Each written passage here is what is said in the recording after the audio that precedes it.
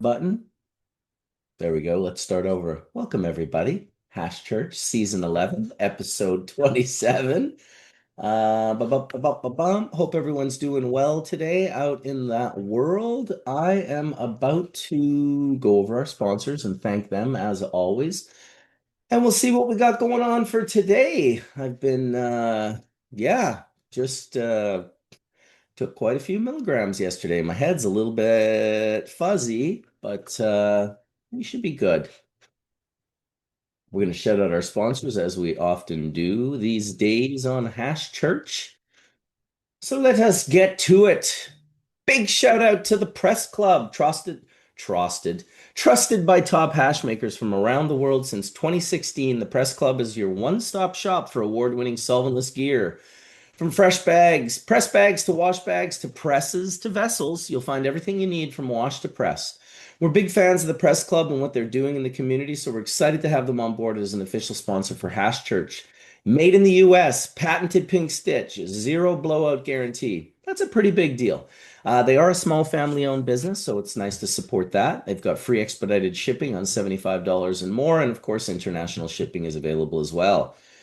You can visit them at thepressclub.co and use code HashChurch to take 10% off your purchase. So thank you to those gentlemen. I'd also like to give a huge shout out to Puffco for powering Hash Church. Puffco's game-changing devices like the Sleek Peak Pro, the versatile proxy, and a compact pivot bring unmatched style and performance, making extracts a vibe for everyone. Their passion for cannabis culture keeps our community blazing strong. Discover the Puffco difference at www.puffco.com and follow at Puffco. Got to give those guys an extra shout out. They've done an amazing job normalizing the mainstream for dabs, and I've never seen a better job done in my short time here. So shout out to them. We've got sales going on over at Bubble Bags. Call my manager at 1866 Melting or hit her up at shipping at Fresh Headies. I think it's a 20% discount right now on a bunch of the products. Bubble Bags remain the gold standard for water extraction, pioneered by the innovators who defined the craft. Built to last, these top quality bags come with a lifetime warranty guaranteeing years of flawless performance. With a legacy of excellence, the Bubble Bags team delivers unmatched reliability for enthusiasts and pros chasing the bomb. 6-star full melt hash results. Elevate your extraction game at www.bubblebag.com and use the code HashChurch10 for exclusive savings. Well, that's always fun to shout those guys out and see what we got going on today. I did just get a message from Dr. Mark saying that he is not going to be in today. So I think how we're going to start today's Hash Church is with a dab. We'll get the old unit going here. I will be giving away a Press Club package today. I don't know what it's going to be, if it's going to be a spoon, if it's going to be some bags, maybe it's going to be a spoon and some bags. I gotta say, I do like these spoons. They are pretty cool. They've grown on me. I thought it was pretty cool the day it arrived, but I'm starting to think it's even cooler now. It's just a cool little styly spoon. I love the Press Club on the back. I love the Press Club on the front. And so perhaps we give one of those away. I will leave that up to the Press Club. Um, and what I will do is at about the halfway point of the show today, I will release the Hounds. No, I will release the Nightbot, actually. And so that is how that will go. I kind of had a feeling today because I sent out my invitation yesterday late for Hash Church. I had a feeling today I could end up on the show, without really anyone in the room. And so I was ready for it. I was kind of prepared for it. So, as you guys know, I was away last week in Manitoba. I was at a fishing tournament with my son. Still got my kind of outdoorsy marble slinger shirt on. This is the one I wore quite a bit there. And it was fun. It was amazing to see my son connect with my uncle and for them to fish and have a good time and catch some walleye and some jack and just all around have a good time. It was nice for me to get back. It was nice for me to meet this guy, Jamie, aka Sir Squishes a lot. What a nice guy. Now, feel like I've misplaced one. Oh, it's probably over there. He gave me some very lovely things. Actually, it's in the other room. I'm gonna have to go get that at one point in time. Flavor wise, some really nice rosins, a couple of beautiful rosins. He was super fired up. I always love meeting people like that are just fired up. He also gave me, which I do have present, which I thought was pretty cool, and this just out of nowhere. He gave me this little Homer Simpson, right? He gave me this little Homer Simpson post pillar, and he gave me a little donut carb cap. So that just goes in the slurper. That's on top, and what a cool little kind of kick down. I'm not gonna lie. I thought that was pretty darn generous.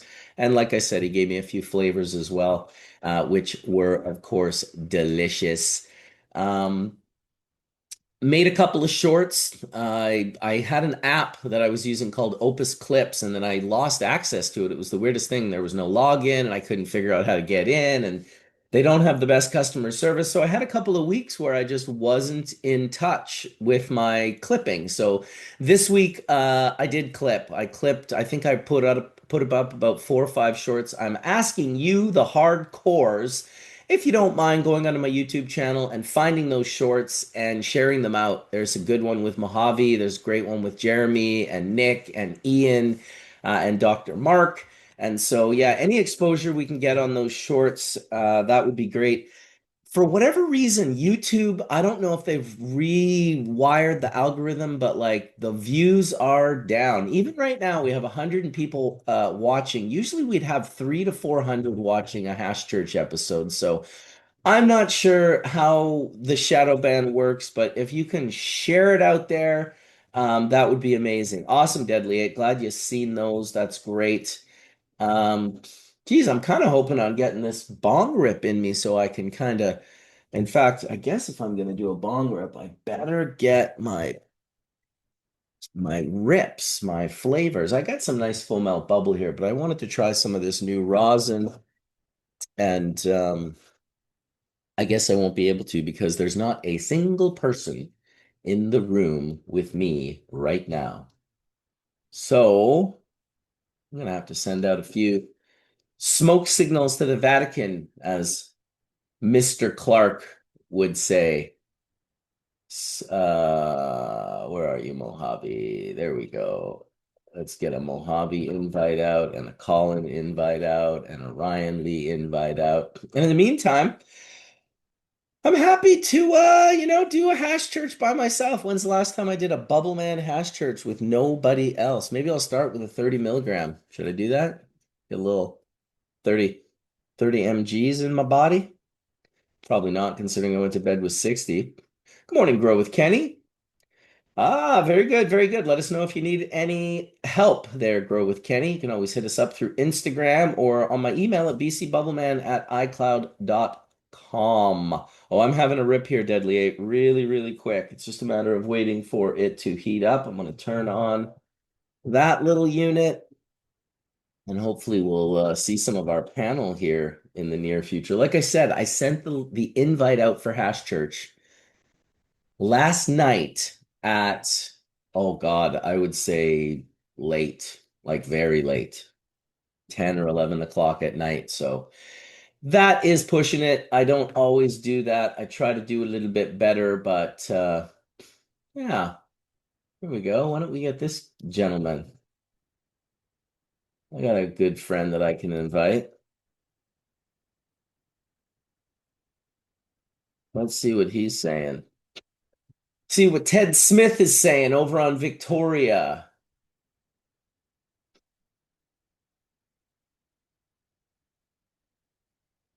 Let's see what Alex from Hashtag is saying. This is kind of a neat thing, and it's something I've been doing for a long time in regards to inviting people to Hash Church. I just send them the invites through Instagram. Yeah. And that's probably the best way to do that. So, oh, I got an automatic reply from the Soil King.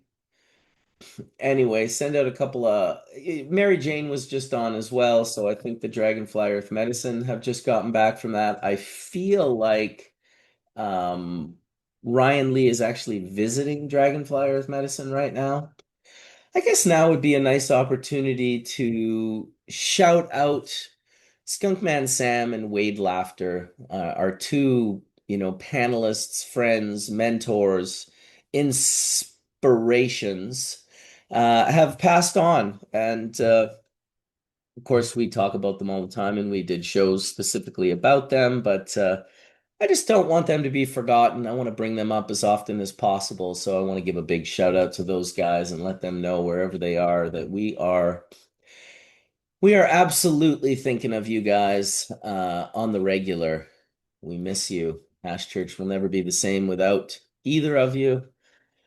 And it was just yeah, so shocking for both of them to move on. Yeah, Bingo and Horatio and my goodness, Frenchie Cannoli and Subcool, and the list goes on and on. At this point in time, I'm starting to feel bad that I don't even remember everyone that has sort of passed and moved on. But RIP, exactly, DJs. RIP to the OG brothers. We miss you guys, and we definitely think of you guys very often. Let's get this rip-a-dip going. All right. Lots going on in the meantime. I'm working on a project in Canada. I've got New Mexico and Colorado just fired off. If you're in New Mexico or Colorado or Illinois or Missouri or Maryland or Oklahoma or Michigan, Nevada, potentially here soon enough, try to give us a support. If you see Bubbleman brand on the shelf, give it a shot. Hit me up. Post it. Tag me. I'll repost it. And I'd love to hear your critiques on it too. If it's no good, I'd especially love to hear about it. If it's good, if it's great, I'm happy to hear that as well. But we're not afraid of critiques in this game. So, oh my God, Jay Pot Lover, I'm so sorry to hear that. I think we're all going to raise our bongs for poor Rufus, who passed away yesterday. Jay Pot Lover's little doggy friend moved on to that big doggy heaven in the sky.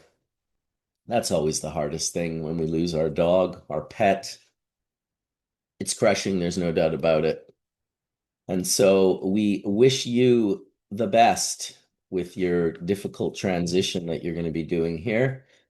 Oh, Dr. Mark. Dr. Mark did just send me a text saying that he was not going to be on today, but I Hey, could send buddy. him a message if I had a chemistry question. How you doing, Can man? you hear me?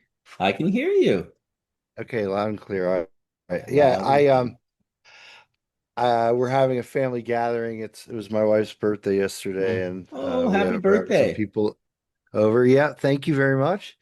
And so I was in the middle of shucking the corn, and I was listening to you, and my wife goes, "Is he there all by himself?" Yep. I was like, "Do you need to go? Okay, I'll finish shucking the corn." So she's shucking the corn. You know what? Shucking the corn will always have a place in my heart. It is the last thing my sister did with my father before he Oh, passed wow. away. Yeah, they shucked corn. Just a silly thing, right? He got on a motorcycle, he left her house, and they, ended up a deer hit them and killed both my father and my wife on the motorcycle that I had bought him for his 50th birthday, which was just an extra kick in the nuts. Um, but yeah, shucking corn. I haven't heard anyone even say shucking corn. Isn't it funny when people pass on the things that can remind you of them? I would have never in my life, of the 33 years that I got to spend with my father, ever have thought that shucking corn would be some last connection. Not even directly through me, but through my sister. She got to do that with him the night before. So shout out to shucking corn too. Yeah. Well, it's a bluegrass song too, right? Shucking the corn, right? It's a really fast banjo song. I know it from that banjo song, but yeah, you also shuck, what else do you shuck? Oysters and clams, right? Oysters and clams, Oyster exactly. clams and corn, right? They need to be shucked before you can eat them. So, Interesting. yeah. Good So, old shuckery. yeah, lots of shucking going on, right? Absolutely. Well, man, I'll tell you, I spent, I have this massive property here. Not massive, but it's an acre. and it's an acre of like forest. So that, like 50,000 square feet of trees and different gardens. And, the people that lived here prior to me were retired and all they did was take care of their garden. And in the last, 15 years that I've lived here, it's forest and I've just let it grow over. My rhododendrons, instead of being like, up and they're like down to the ground, you can't see underneath. So I just went and spent hours just like manually trimming everything. And what a great feeling to get out into the garden and get dirty.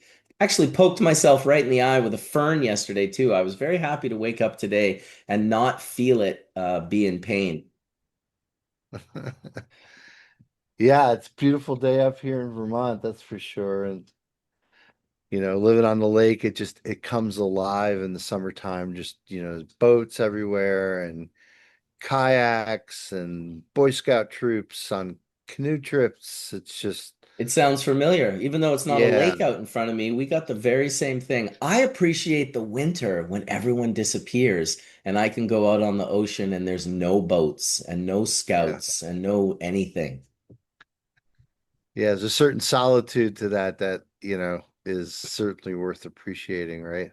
Absolutely. That's definitely a lake that I have to get myself on from back in the day when fish would raise money for Lake Champlain. God, I feel like that was in the 90s. Yeah, yeah. They're killing it this weekend, right? They're playing in Folsom Field out in Boulder, Colorado. Got a whole bunch of friends out there. Nice. Those How does that feel shows. that you're not there? We thought about going because yeah, it's my wife's birthday this weekend, so we were gonna go and but yeah, as it turns out, we got a little bit of bad news. One of our dogs has got a growth on its spleen. We knew he Oh was having no. some difficulty. We didn't exactly know what it was, but turns out he's got a lot of what are called lipomas, which are just sort of like fatty deposits. You'll see this on older dogs. They just start Yeah. getting lumps, Yeah. right? Lucy had a lumpy head, right? So a lot of dogs get these fatty deposits and they end up just being, collections of fat cells, but sometimes they can get tumorous. And so he's had certain ones removed because they can aspirate them and find out that they are tumorous. But this growth on his spleen, the dog's spleen is about 8 centimeters long, and the growth is about 4 centimeters. So it's about halfway up the side of the spleen. And Mm. we don't know if it's cancerous or not. And it's one of those things where they can't really tell if it's cancerous until they remove the entire spleen. When they remove the Right. spleen, they can determine whether it's cancerous. The problem is that yeah, they can certainly aspirate certain like what they believe could be tumors and certain tumor cells. But when you aspirate it, you're basically poking a needle into a mass that's living on an organ, and that could Mm. essentially rupture it, and he could hemorrhage and die right then and Yeah. there. So it's too risky to kind of do any kind of evaluations. They look at the blood cells, and if you understand like what the spleen does, do you know what the spleen does, Mark? Never pass up an educational moment, right? What does the spleen do, right? Right. It doesn't make insulin, right? I thought when I first thought, oh yeah, the spleen makes in. No, that's in the pancreas. Yeah, so what the spleen does Oh, I should is, know this. It filters yeah, it is a filter. It's kind of like the liver, but it's also it has to do with the formation of blood cells, and blood white cells are ones. actually Yeah. formed in the bone marrow themselves, but they're kind of directed through the spleen. And the thing was, is like we didn't know, can the dog live without a spleen? And I guess you can. I mean, the dog can live. At that point, you're like, okay, well, what kind of quality of life is there? We thought Hmm. right when we got this prognosis, oh, he's got a growth on the spleen. Let's get prepared to put him down. But he seems to be in really good spirits and he's eating, he's pooping, he's having good, you know, quality of life. So we're not ready to rush him into surgery. Just to prepare him to get to surgery, just the two visits we've had where we've had two ultrasounds and one X-ray and some medication and some blood work has been over $4,000. So I mean, this isn't like something that, yeah, I mean, like we don't even spend that much on our healthcare, let alone on the dog's healthcare. So yeah, so always difficult when you get to he's 12 years old, and you're like, okay, wow, he was a rescue pup. He's had a great life. My kids grew up with him as a dog, and of course, they want me to just empty your savings account and just, do whatever you need. Give the dog chemo, give the dog radiation, give the dog whatever it needs to stay alive. But what kind of Yeah. quality of life Well, is that's the lesson, right? We teach them about sacrifice right? because our love of the dog is what when's enough is enough, and how hard are you trying to convince Right. yourself that the dog's not suffering? No, no, no, the dog's good. Like the dog's good. I just Well, was, and you're when I playing God. Like, are you going to put him it's down very on hard. Tuesday, or are you Oh, putting dude, him it's down hard. on It's impossible, Wednesday? Or actually. It's it's impossible. it's You always terrible. feel And like you shouldn't have done it if you do it, and if you don't do it, you feel like you probably should have done it sooner. I had a right, friend in Winnipeg where I just was when I did my show from his house, and he's got an older dog, and its front legs have stopped working. And so he's carrying it around to go to the bathroom, and it's still, he's like, dude, look at it. It's like, yeah, it looks super happy, and you're petting it, but it's kind of like we're getting to the point of no return here. When I put my little guy down a couple years ago, it was a terrible feeling, and the family was crying, and it was this whole experience. And for my kids, it was kind of like the first death experience that they right. really experienced, and so it was sad, and there's definitely something to do that I'm not a big fan of vets and how vets really feed that vibe with the kids. We can keep her alive. Like it's just a $6,000 surgery. She'll have a good quality of life. It's like, oof. Yeah, I mean, unlike a human patient, you can't communicate, like you No. don't really know all of the symptomology. Like you can't ask the dog, gee, do you feel a pain in your stomach or you just have to go by their behavior. One thing we noticed right away is that our dog's gums and tongue was very pale. So you know how Hmm. it's normally like pink and fleshy looking?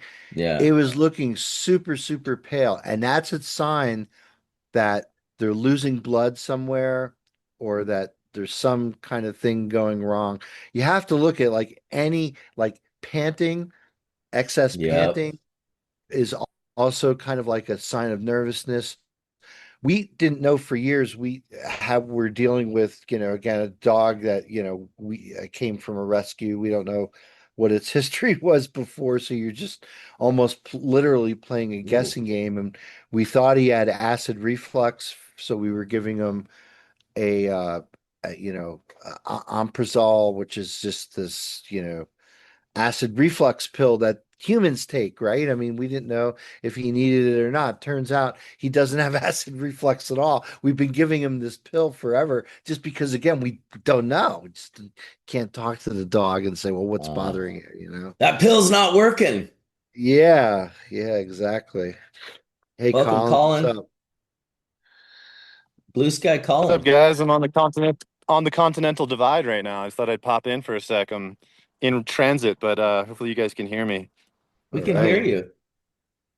What are you doing on Hopefully the you guys are Continental Divide? hiking around with two little kids, having fun, just jamming Okay. around. Yeah, That's what's just up. chilling. That's what's up. I'm at 11,307 feet right now. So Damn. That's pretty up there. yeah, That's almost yeah, twice the height of Whistler Mountain. Give people an idea. 100%.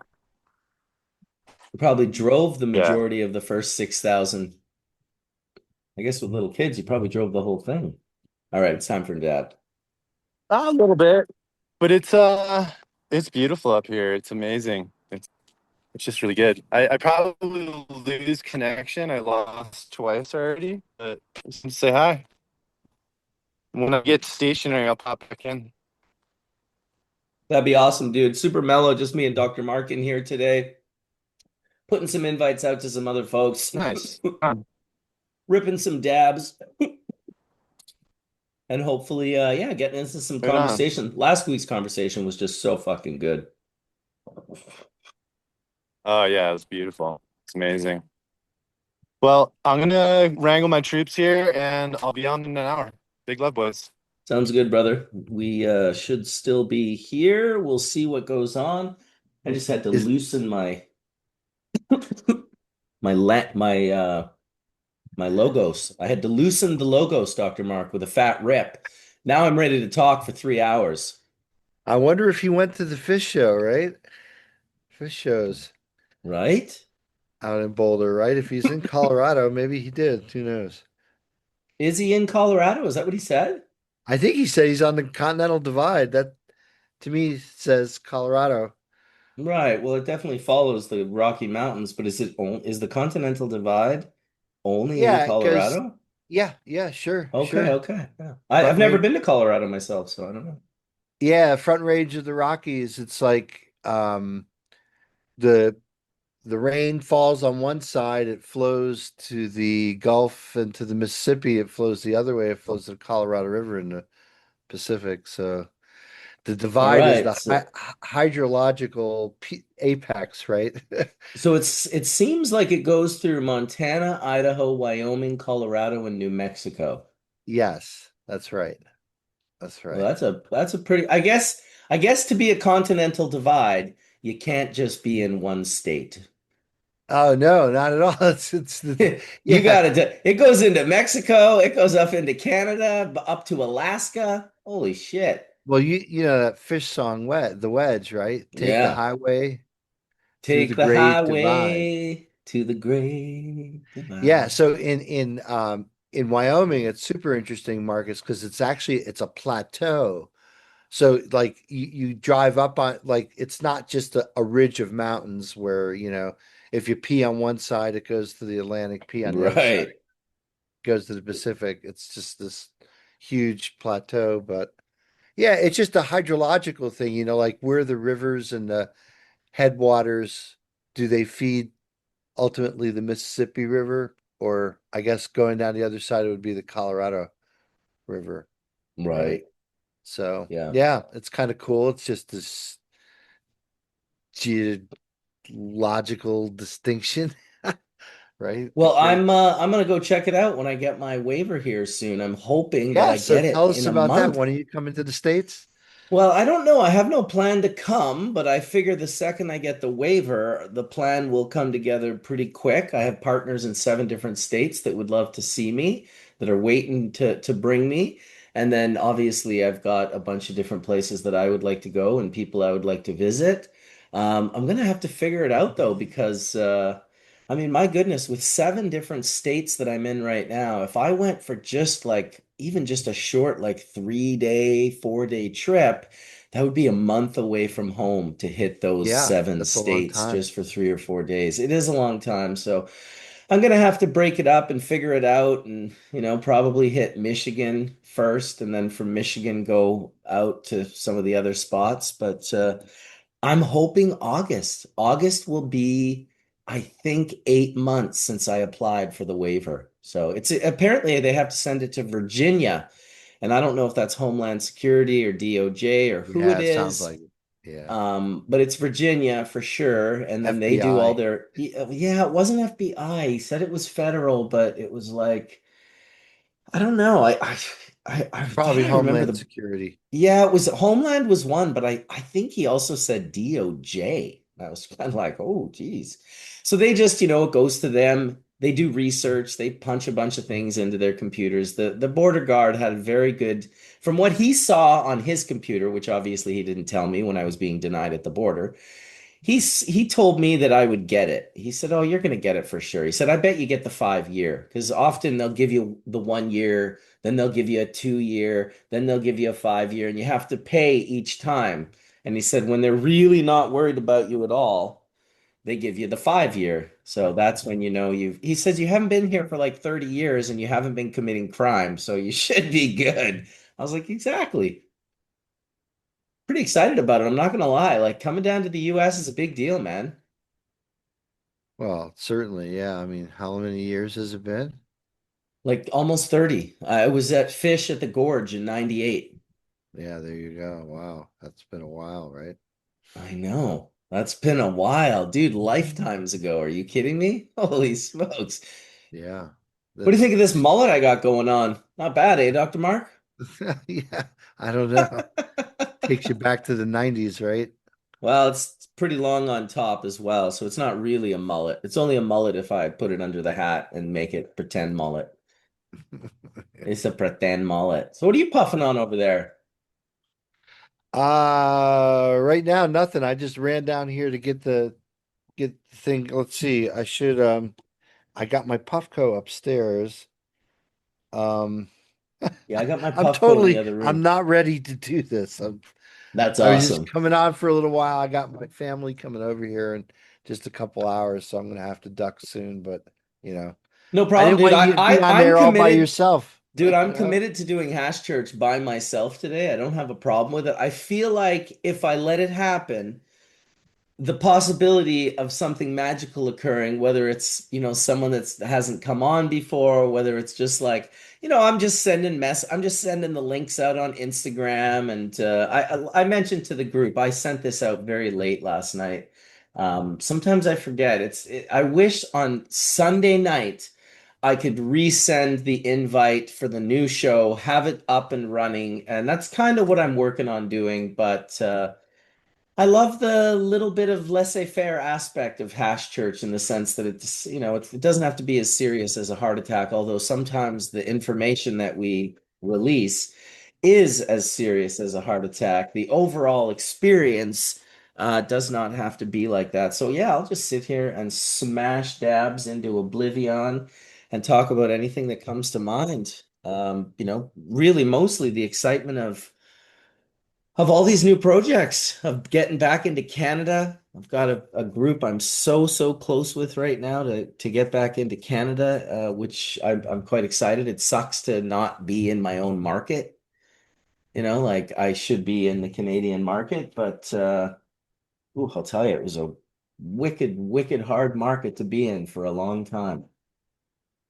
It's only just Well, um, what's the difference between the Canadian market and where you're working in the US market? I mean, is it just Well, there's pretty massive differences. Like just to give you a really basic idea, all of our packaging looks like this in the Canadian yeah, market. This right, same product in the American market looks like this. So that's just the base. Look at the size of my logo on this, the B versus this. right. This B cannot be bigger than this cannabis leaf. Your cannabis leaf has to be bigger than your so all this bullshit. You can't advertise, you can't do this, you can't blah blah blah blah blah.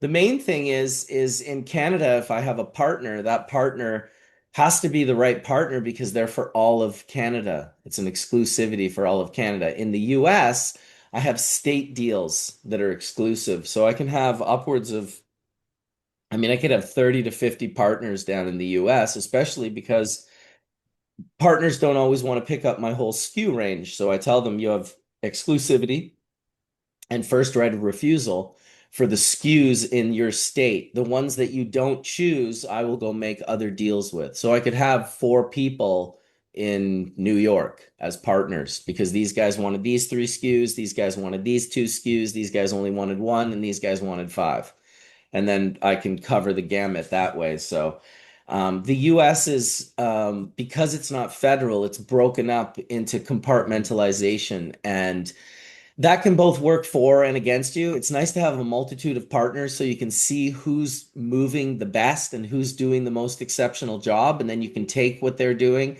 and sort of bring it back to your other partnerships and groups. In Canada, it's one group, so you got to make sure the group you're picking is seriously organized and has the right team. Now, the sharp end of the Canadian sword is that when you get into a new market, say a province, you get the whole province. So if Ontario accepts your SKUs, you are now selling to Ontario, and they might buy, 100 grand or 150 grand. They might buy 20 grand. or 10 grand. But whatever they buy, it now goes into Ontario. Now, any store, any of the 1,500 stores in Ontario can go on the computer on purchase day and see that your products just came in and they can buy them if they like. So, in the US, it's not like that. When I get into a state with a new state partner, I don't automatically am selling to the state, which houses everything and then sells it out to, because that's only how Canada does it, which can work against you as well. Because if they say no to your SKU, that's an entire province of people you are no longer able to sell to if your SKU Mhm. gets bounced. So I like the difference between the two. In Canada, it took me a lot longer to find the partner. I had to find the most exceptional partner, the people who have all their shit together. They've dotted all their I's, they've crossed all their T's. Everything is perfect, and they have the bandwidth and the capability and the teams to execute and popularize my brand. That took years to find. There's tons of people that want to do my brand. There's very few that want to do it right. And so I learned that actually from having a lot of different partners in the US. I couldn't learn that in Canada where I just make one partnership and then I kind of got to ride it out for years and hope that it takes the right direction. In the US, I sign up deals. I make it really easy for both parties to get in and out of. And we tried in Washington. Washington didn't really pan out, so we ended that relationship amicably. We went to go in Oregon not too long ago, and just as we were about to sign the deal, they lost their farm. Like they ended up some not CRA, but whatever Revenue Canada IRS. They ended up losing their farm. So, it's good to make it so it's amicable and it's not like you're suing people soon after you've signed a contract. I really like the idea of getting into partnerships and not like rushing through them, but recognizing what's wrong. I gotta be honest, like Tony taught me this more than anything, because my partnership with Tony soured so terribly when it went bad that I learned a lot from it actually. And I certainly don't resent him and I don't blame him. I was a part of it as much as he was a part of it, but I learned a lot from it. And I learned not to allow partnerships to drag on when they're long dead. I learned to pay attention to red flags. I learned to just execute quicker when things aren't going the way you want them to go, not be so patient. And I also learned not to allow because I want to be friends with my partners, but not to allow friendship to lower or affect the integrity of the partnership and the business. And I think sometimes that can happen. So yeah, I learned a lot from it, and now I'm in a better place because of it. And I got some great partners. Shout out to Marshall and Dredd in Illinois. Shout out to Cabo and Clover in Oklahoma. Shout out to Ted in Missouri. Shout out to Ted and Ryan and Daniel in Colorado. Shout out to Daniel in New Mexico. Shout out to Mike and Steve and Ryan in Michigan. And shout out to Seth and Sean and team in Maryland. I think that is the gamut. It's hard sometimes. You guys have a lot of states down there. Yeah, there's 50 of them. So Jesus. so how like if there's people who are listening who make good hash and grow good weed and they want to be your partner, like how I think we've talked about this on an episode, like how do you evaluate new partnerships and how do people like do you approach them or do they approach you? I Or don't I approach imagine anyone. combination of both, right?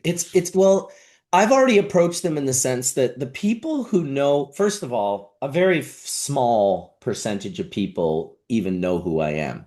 And that percentage of people is the group of people that I rely on. Those people often have jobs at facilities. They might be the main hash maker. They might be a hash maker that just got hired.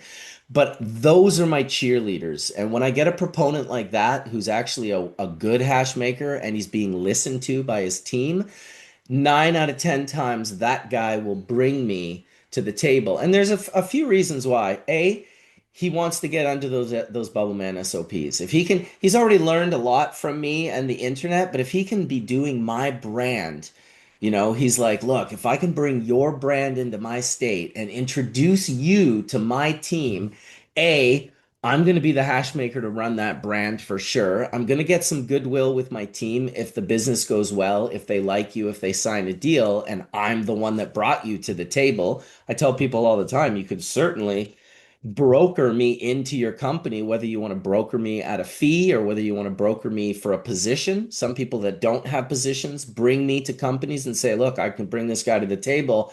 I want to be the hash maker. I've been following him for 20 years. I've watched all his videos, this, that, and the other thing. So that's kind of that spark of passion. Basically, the people who watch this show, Dr. Mark, our audience, right? The people who see you at a grocery store and they're like, Dr. Mark, what up, dude?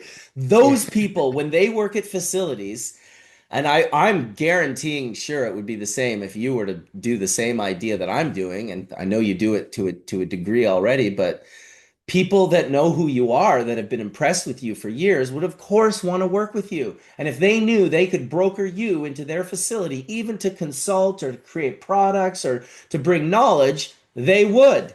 And so that's what happens to me. I end up getting in front of these leadership teams, and they don't exactly know who I am, but I can convince them what they need to hear because it's truth. Rosin products have, solventless products have large margins. I bring a variety of products to the table. A lot of the hash makers are like, let's press at 140 Fahrenheit and get a much smaller return and have the Instagram podium. And I spent 25 years in the podium and yeah, let's create the best, to create the best, create.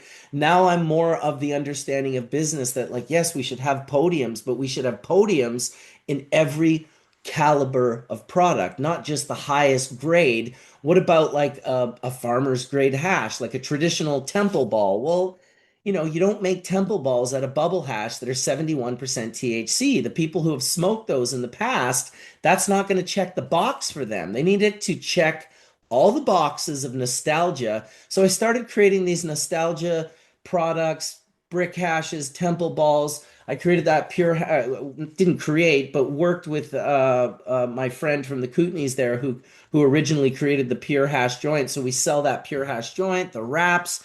We sell the hash hits, breaking those up. Hash hits is certainly not what I would call a podium. Like if you brought hash hits and entered a Legends of Hash with it, it wouldn't even place. But that doesn't mean the product itself isn't exceptional in its own right. It serves a much broader range of people than dabs do.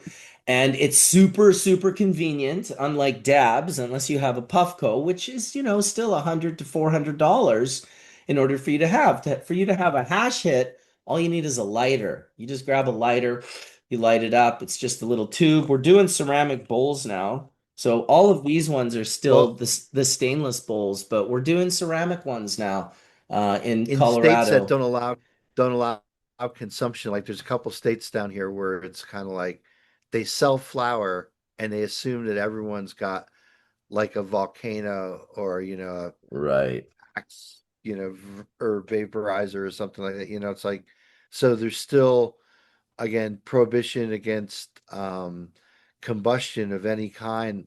Like in Pennsylvania, I know you can get you can get hash, you can get concentrates, and I know that they assume that you're consuming the concentrate by heating it up, but they don't allow, smoking. So they don't allow there's no pre-roll market there. So the Which is kind of crazy. hash hits, is that a that's kind of like a pre-roll, right? That means Oh, combustion, right? oh, it's combustion. Yeah, you have a point 0.2 of a gram of hash right in the tip, and you're smoking hash, 100% combustion. Hmm. Yeah. Because I always thought, again, I don't know.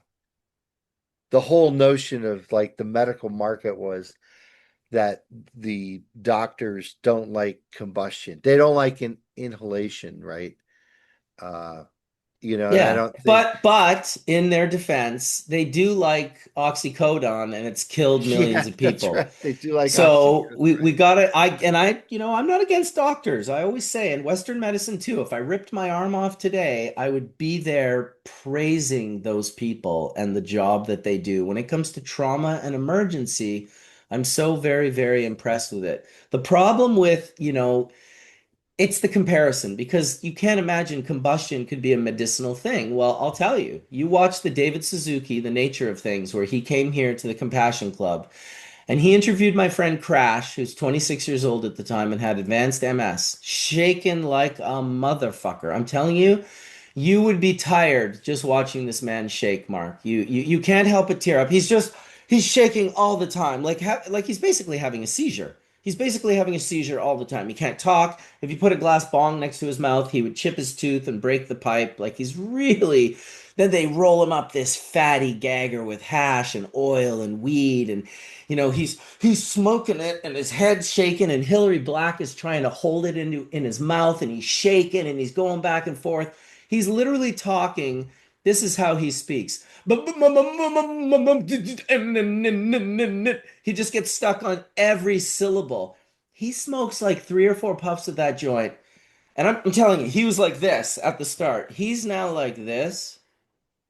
And he's like, as you can see, I'm able to talk now. And that's just him coming out of it. Once he gets a little more high, he's not quite speaking like you or I. There's still a choppiness to the cadence of his voice. But man, I'm telling you, it's the miracle of miracles. No one could be against medicinal cannabis being used in combustion.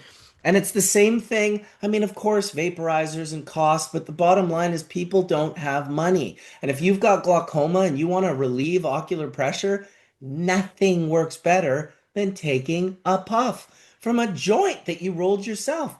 Rick Simpson was using naphtha to cure his cancer. No one would acknowledge that naphtha is a medicinal solvent, especially filled with lead and rust inhibitor that wasn't even guaranteed he wasn't distilling it out. And he still, I mean, butane was the same way. People were shrinking cancers out of their body using butane oil before they were removing methyl or the ethyl mercaptines. Yeah. So the fact is, the plant is so bloody medicinal that It yeah. overcomes all that. It seems to. I mean, why do cannabis smokers? I smoked so much, dude. And I'll tell you, it was Steve Cubby. I don't know if you know Steve Cubby, but he was a big proponent of cannabis back in the day in the 70s, 80s, and 90s in California. Big California guy, had a ski magazine. He'd be on the cover of it with his tan and his whole family was just a super trip. And I met them years ago. He had this disease where tumors would grow on his adrenal gland, whatever, and it would just pump adrenaline into his body. And these people don't live past 30, Dr. Mark. It's like in their blood is acid. It just turns their organs, not their organs so much, but their arteries. It turns them into like wet tissue paper. They just dissolve, right? There's just too much adrenaline pumping through. It's constant adrenaline. This fucking guy would smoke, I'm telling you, like 50 joints a day. And when I met him, I was like, I wanted to turn him on to the bubble and be like, dude, that's too much. Like, you can't, like, there's no way smoking 50 joints a day is healthy. Like, it's just not, like, that's not good. And so he goes down. This is a couple of years after I know him. He's like, I'm going down. And I can't remember the one. I think you guys have a couple of down there. Mayo Clinic might be one of them where you go to this expensive hospital and you pay like 40 grand or 25 grand or whatever, and they just do a test on every aspect of your body, all these multi-million dollar machines. They tested his lungs, his eyes, his everything. And I'll never forget it because he showed me the test. His lungs, they set him up to this giant machine and he was blowing into this machine and he was 56 years old at the time. And his his report came back that he had the lungs of a 25-year-old Olympic swimmer. This is a guy that smoked 50 joints a day. And the reason he was smoking the joints was to reduce the production of adrenaline in his body.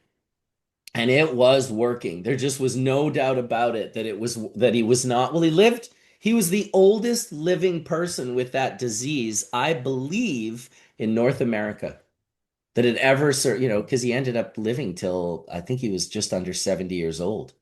And Well, the Michael average age Phelps was was 30. probably the benchmark, right? I mean, look at Michael Phelps, right? Yeah. Well, they test them all and then they have categories. So when you go get certain things tested, they can tell you like, oh, you're like You know, you're the equivalent of a 65-year-old smoker, or you're the equivalent of a 25-year-old Olympic swimmer. Those are very different things. Yeah, I know swimmers are incredible. I did a little bit after she was on that episode with us. I did a Amy, little bit of yeah, of homework on that lady who was on, and she's a badass. dude, Amy's a total badass. We want to have her on again. I mean, do you remember when I said, "What do? You win all the gold medals, and then what? You get on the Wheaties box?" And she's Get on the like, Wheaties box, and she's yeah, right here. I I'm couldn't on the believe Wheaties when she box. pulled the Wheaties box out. There's a very small percentage of human beings that have lived on Earth who have been on the Wheaties box. The I did the Wheaties box. math. It was like I can't remember if it was 18 or 27 or what it was, but it was a very low number when you think of the 8 billion people who are alive. Yeah. Well, and then all the memes, right? Wheaties, right? That's Wheaties. Oh, of course. could have a lot of fun with that. No, it's amazing. No, I mean But yeah, just again the exciting talk that we saw down at CanMed, which basically shows that, your brains are wired for whole plant medicine and your brain can tell synthetic D8 from whole plant medicine, and it's all about the terpenes. And yeah, I think it would be really cool to really get a lot more of that research done. I mean, it's so cool to look at like things that actually have an effect and it's not just some superfluous correlation. I mean, it's definitely one thing is leading to the other. This absolutely. level of psychoactivity um, that he was measuring, again, doesn't have anything to do with THC content, has more to do with terpenes and, everything that we know, This right? is the book that Jeremy shouted out by Luca Turin, The Secret of Scent, Adventures in Perfume and the Science of Smell. So I ordered this the other day, and I'm going to go down the rabbit hole of aroma and scent. And yeah, I'm excited about it, man. I just loved listening to Ian and Nick and Jeremy break it down. Jeremy's under Yeah. NDA, but if he wasn't, he would have been sharing a whole different level of stuff. I think this is the most exciting direction that cannabis is taking right now, and it's undeniably taking the direction. I think it might be what we're looking for in regards to how cannabis is purchased and how it is sold. So we can get away from COAs and THC numbers. You know, if THC could just be the base and people could understand that really, and it shouldn't be difficult because people already understand this at the most basic core of their nature. When they go pick a drink, they pick it based on a flavor profile that they like. When they pick gum, when they pick like any sort of anything, it's based on how it tastes. Cannabis is, going to be much the same, how it smells and tastes, how close those two are together, the smell to the taste. Yeah, absolutely. I mean, it should be like a sommelier, like a wine kind of thing, but I mean, not to be biblical, but it is, the fruit of the vine and the work of human hand. It's that intersection between, you know, artisanal, craftsmanship when it comes to not just cultivating, but, picking the apples, which is hash making, Well, that's and just it. yeah, You're getting it's into great. frequency. Jeremy, I tell you what, I mean, when I first saw True Terpenes and the way that they were advertising and pushing, it was almost like over the top, like, oh, these are botanical terpenes, right? Like they're not necessarily derived from cannabis, but they're marketing them to be added to cannabis products. So it's good that they have people like Ethan and Jeremy, who, again, we know just from Hash Church and just everything that they've done, that these two people are true to the plant and true to the, to the nature of what cannabis is, and aren't just going to take a paycheck to promote, snake oil to dilute your vape pens with, you know what I mean? Totally. Yeah. I mean, I think the interesting aspect about these thiols, Marcus, is that they're they're so fleeting and they're so much less of them in cannabis than say terpenes, which are in there around percent, half a percent, fraction of a percent. These things are in there as a fraction of a fraction of a fraction of a percent. They're there so in such small quantities and they're fleeting. They disappear, they volatilize. That we call them volatile organic compounds, right? So in a way, those compounds, because those are the first to go, are indicators of freshness of can like how fresh is this cannabis? Well, measure your thiol content. That'll tell you. The longer that cannabis or hash has been sticking around, the more likely it's lost some of these most volatile components, right? It totally makes sense, right?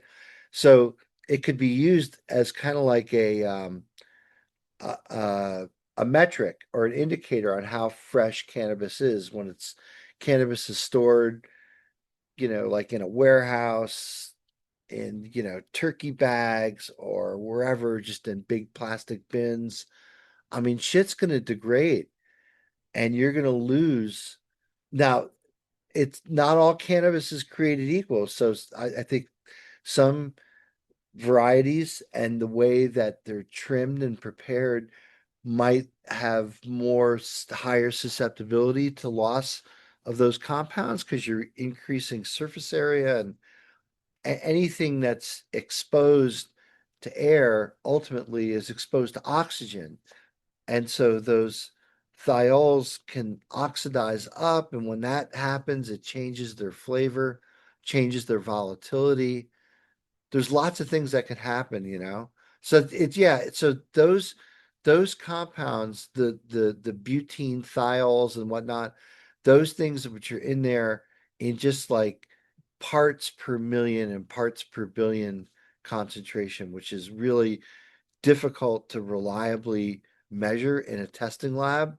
But our Well, noses, that becomes the big problem right there. And that's kind of why when we first started talking about this show, Nick mentioned the analytical chemists that put together the equipment that perceived the yeah, thiols and thiolates that they were identifying at Yakima. And, because he hadn't mentioned them before. And then when I said, let's get you on, he said, well, listen, like I was a part of that work, but really these guys did it. They created the equipment, they were running the equipment. And I really wanted to get them on there because I thought and I still do, I want to do another show as quick as possible where they can come on and talk a little bit about putting that analytical equipment together. Because he said it was like a Frankenstein, it was like putting a multitude of pieces of equipment together to create this super sensitive capability of perceiving, beyond the parts per billion. That's the real problem right now. None of these cannabis labs are going to be able to, tell you if you have 3-methyl-2-butane 1 thiol, or any other prenylated volatile sulfur compounds for that matter. They just don't have the ability to perceive that small. And I think it was okay because the cannabis industry just thought, oh, aromas, those are just terps.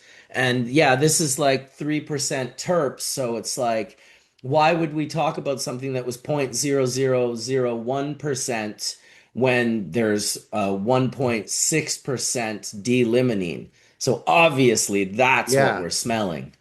because those things are so much more powerful Well, olfactorily, if you yeah. will. Well, it's Right. us. I don't know. I don't Right. know if it's them or us or both, but it's like our ability to perceive those compounds are so fucking sensitive, Yeah. So which you have. why would that be, Marcus? Think Well, the about that. only the only thing that I can think of is it's almost like a genetic memory, like the groundhog that's never seen a hawk shadow before, but when But the hawk why do you shadow think goes humans over, evolved with an acute sense of smell of shit? well, because if you shit where you eat, you die. That's right. That's right. That's right. It's like Or the if you eat ultimate rancid life. meat, if you eat You rancid die. meat, you'll die. If Yup. you aren't of the right caliber of hygiene, let's call it that, you can die. So yes, so I think our noses have evolved to smell that stuff at very small scale. So when I guess I don't know, you're smelling a piece of rotting flesh and you're like, "Hey, you know what? That smells too gross. I'm not going to eat that." But like, I would go back and even think about, why would the plant evolve those kinds of scents and odors, And ultimately, what it did is it attracted, hominids, right? It attracted humans, right? Terrence's thing about the stoned ape and all that. I mean, like the first, you know, being that basically said, "Hey, man, boy, this stuff smells really interesting. And they probably ate it, right? I imagine they smelled it and they're like, wow, that probably tastes good enough to eat. Let me try eating that, right? There's enough fruity and citrus notes in there that they started eating it. Then they got it all over their fingers. Then the next thing they know, they're like high. So, Mhm. yeah, I mean, interesting to think about the prehistoric evolutionary aspect of humans' interactions with the plant, right? It's I mean, absolutely incredible. I've just been asking Grok at what it knows about thiols and thiolates and cannabis. It printed up about 6 pages of very interesting reading. I'll try to post it in the description of the video at the end. And then I just asked it about why humans are so sensitive to in the olfactory to scatol and to other related sulfur-containing compounds. And it's like, yeah, we can smell it in parts per billion or even parts per trillion. We can detect it at extremely low concentrates, making its smell seem disproportionately intense relative to its actual presence in the environment, which is quite something. There's definitely yeah, reasons why we can smell those. yeah. So, like what you bring up is a really interesting point because it depends on the concentration. And so, like, even like with some of these thiols, they were talking about them last week, is that above a certain concentration, they all just smell like burnt rubber. They have like that burnt rubber kind of condom kind of smell. I don't know how else to describe it. If you've ever driven through Gary, Indiana, it smells like Gary, Indiana. You It you smells like burning condoms over there, Dr. Mark? wherever there's oil refinery going on because they use sulfur in oil refining to manage hydrogen. So if you think about hydrogen, like when they crack petroleum, petroleum is like really high molecular weight, and what they're trying to get down to is something like gasoline, which is really low molecular weight. And so the way that they do that is through this process called cracking. And in that cracking process, they have to manage hydrogen. And so the way that they manage hydrogen at petroleum refineries is using sulfur. And the reason why sulfur works so good is because sulfur, like oxygen, will pick up hydrogen to make hydrogen disulfide, which is what rotten eggs smells like. If you've ever driven by a paper plant, you could smell rotten eggs. That's because they use sulfur in removing lignin from what they call black liquor, which is what you get when you basically process wood pulp. But to make a long story short, Marcus, it's kind of crazy because you think of it like this too, like all those sulfur compounds. In fact, the things that they're putting into natural gas to flavor it, so when you left a burner on, oh my gosh, our noses could smell at very very low concentrations, and those are way below the explosion limit for natural gas. So it's thought of that someone would smell that gas leak before turn off the burner or whatever, And that's especially, mercaptans. That's what yes, thiols those are are. They're mercaptans. mercaptans. So, and those are intentionally added back to what's called LNP, which is liquid natural petroleum, which is a mixture of just, you know, ethane, Yeah, methane. it's illegal to move odorless gas through cities. That's right. That's That's right. that's that's the driving force, at least behind, oh, we're gonna need to, Right. rotten So egg up the propane and when the you see those big tankers either on the highway or on rail cars, yeah, exactly. those have to be flavored. And I guess the other thing is so Dude, like imagine, wouldn't it be like interesting to find how little they put into each one of those giant containers, whatever they are, 5,000 gallons or what, I'm not sure exactly what they are. well, it's so little. It's like again, it's parts per million or parts per billion. But so check this out. Where I was going with this You think is it's an you ML? got to know like the first people who were butane blasting were blasting with sulfur tainted butane, right? 100%. Yeah, the butane. That's why Indra originally got a hold of me, dude. Indra reached out to me and was like, "You have to tell these young people what they're doing." And I'm like, "Listen, no one's going to listen to me. They think I'm the anti-butane because I had started Yeah, bubble bags. He released the butane method. People were blowing up, and he was getting, the police were basically sending him like, "Oh, look, another kid blew up," and so he started, feeling pretty bad about that. He never in a million years thought that would happen. And then he was the first person, I'm telling you, 25 or 24 years ago, he sent me yeah. information on ethyl mercaptan, the particular ones that were going into these compounds. And yeah, he just he broke it all down and he wanted me to share the information. I was like, dude, nobody is going to listen to Well, me about this. yeah, I'll I bring you mean, on my show. You can tell them. John was definitely, I mean, he was on to something and he knew a lot of engineering and thermodynamics without actually learning it in a classroom, right? He learned it from just doing it, right?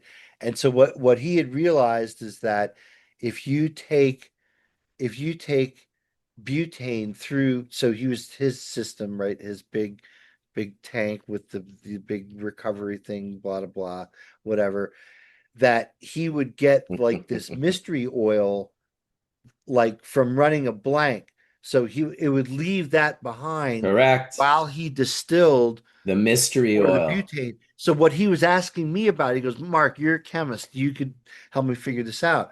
Once I distill that butane and it leaves all the heavies behind, isn't that butane now clean? I'm like, well, yeah, theoretically, you've now distilled it once.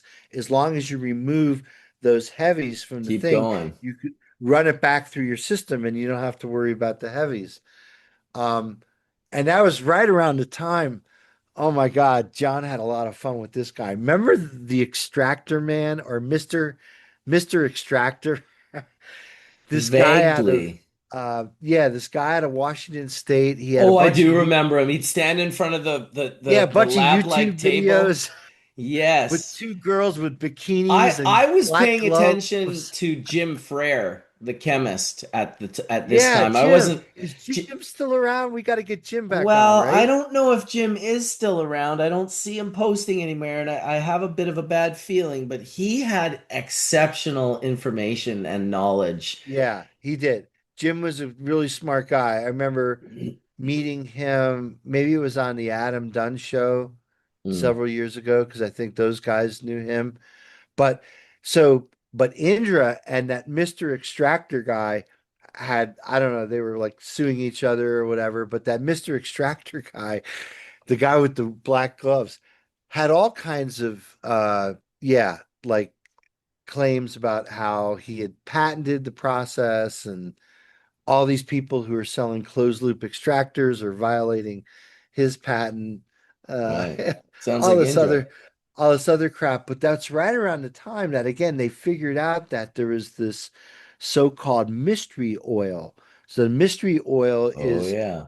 after you do that first distillation of your store-bought butane, what you're leaving behind in your tank are the heavies. And they had early on sent me samples because they're like, hey, Mark, you're a chemist. You could figure this shit out. What's in there, right? So there was a whole thread on 4200 and oh God, what was one of those other online things? I think it's been since taken down that talked again about like all the shit that's in that mystery oil. and Yeah. it's like lubricants, it's like, yeah, corrosion inhibitors. Uh, when they connect these valves, Marcus, I guess Bingo. The there's lube. there's an oil that goes into that little Yup. valve joint that pushes Yup. the valves back. So That's there's a right. little bit of that shit in it. So there's a lot of this high boiling crap in there, and that was all in the first, Well, and my and pass my my your theory gas. of that, and I have this theory for a very specific reason, because my partner back in the day, Martin, who started Manitoba Harvest, the big hemp company, he was my hemp activist partner in Manitoba back in the day, and he had a father-in-law named Harvey, and Harvey was in the chemical business. And Harvey was kind of becoming more conscious, and he was getting to the point where he realized there was only really he had created a ton of toxic waste in his business, and this toxic waste now had to be dealt with. And to break it down was going to basically cost him millions and millions of dollars to do it right. Or he had like guys in the business that were like, there's ways to break these components down to parts per million and billion and put them into solvents. And he was like, what do you mean? He's like, yeah, you can put them into naphtha, you can put them into propane and butane, you can put them into all these different things, and you can get rid of mountains of this stuff by people just burning it off in their camping stoves. And I was just like, that is not good, because I also had seen when, back in the 90s when my buddy from the Kootenays came here, it was actually two doors down, and he made red oil for the first time. And I hadn't really seen the process. And really the main thing he was doing was he was filtering through activated charcoal to remove pigment and color. And he could go from a blackish greenish oil to a red oil, and from red he could go to honey. He would lose an enormous amount of oil. Like it What was, was his extraction solvent?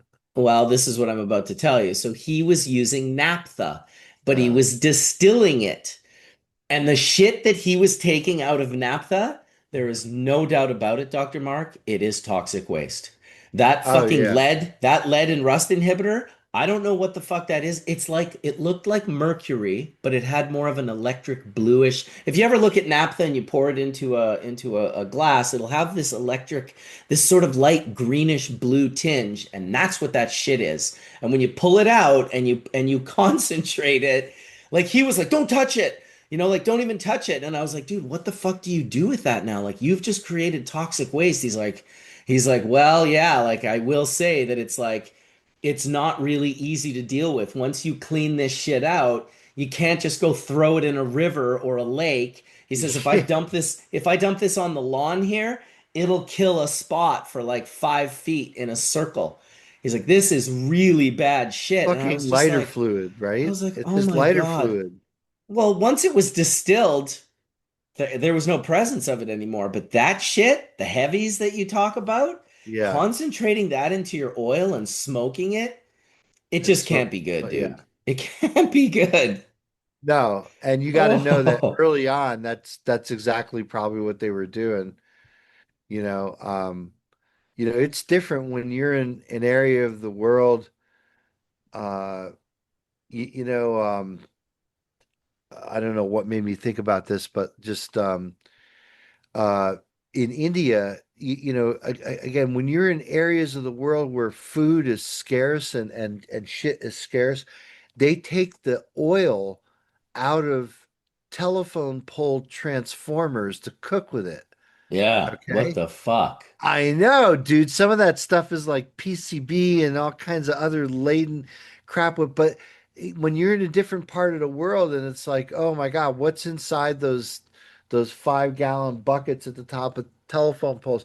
Oh, there's oil in there. Shit, let's figure out, how we could fry pig's asshole in there and make it good or something. I don't know. Well, I just asked Grok as well what mystery oil is in butane, and it gave me I'm gonna post all of these in the Hash Church group on Facebook, because this is like number one, long chain hydrocarbons, alkanes and Yeah, alkenes, sulfur compounds, mercaptans and thiols, lubricants and mystery machinery oils, other yeah. impurities like trace contaminants such as residues from gaskets or seals, Right. Cyclohexane, isocyanate may also be present, likely introduced during the canning process. Some sources suggest that low-quality butane cans may contain propellants or other unlisted additives, often labels as the 1%. Yeah, I didn't tell you the evil part of the guy who was told he could put like these things into solvents to get rid of them.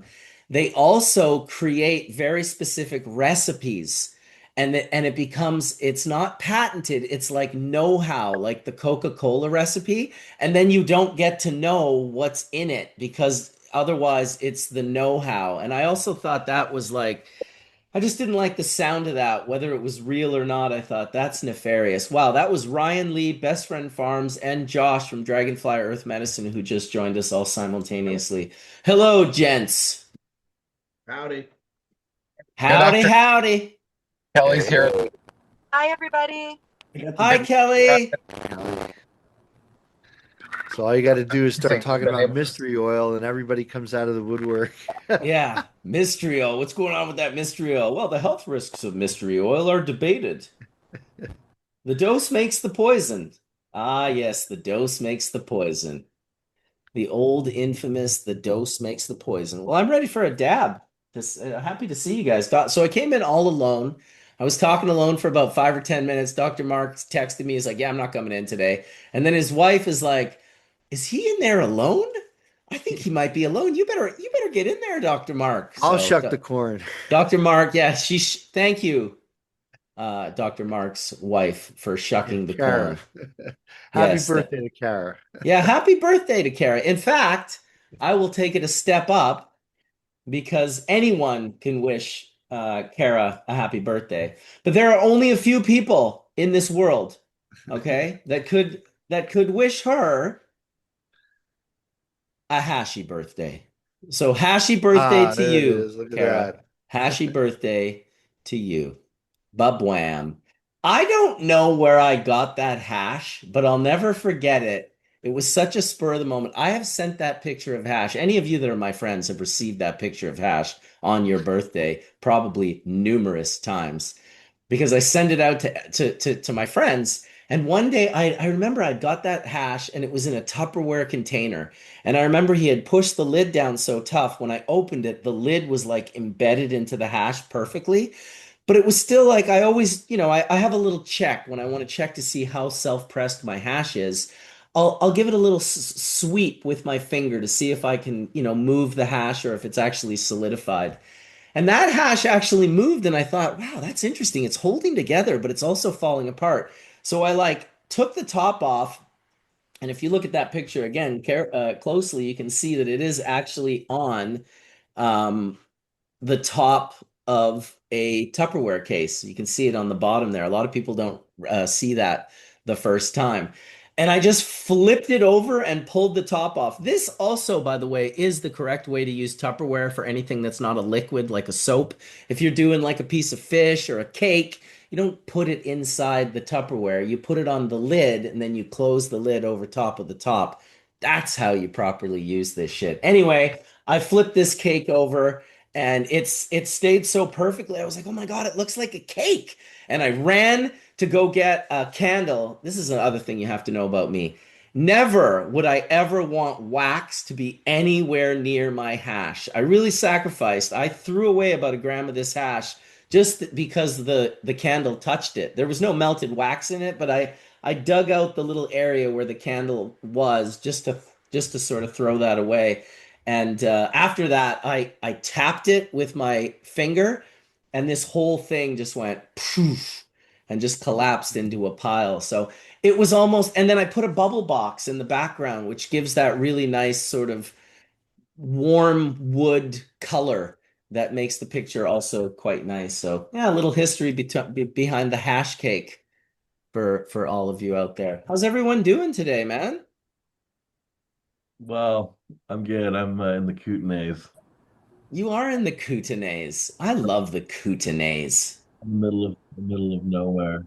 Yeah, it's the best middle of nowhere ever, though. Plus, it's full of characters. Like you could write a book. You could write a bunch of books on the characters that live in the Kootenays and their history and their little They're very unique pioneers, those Kootenaites.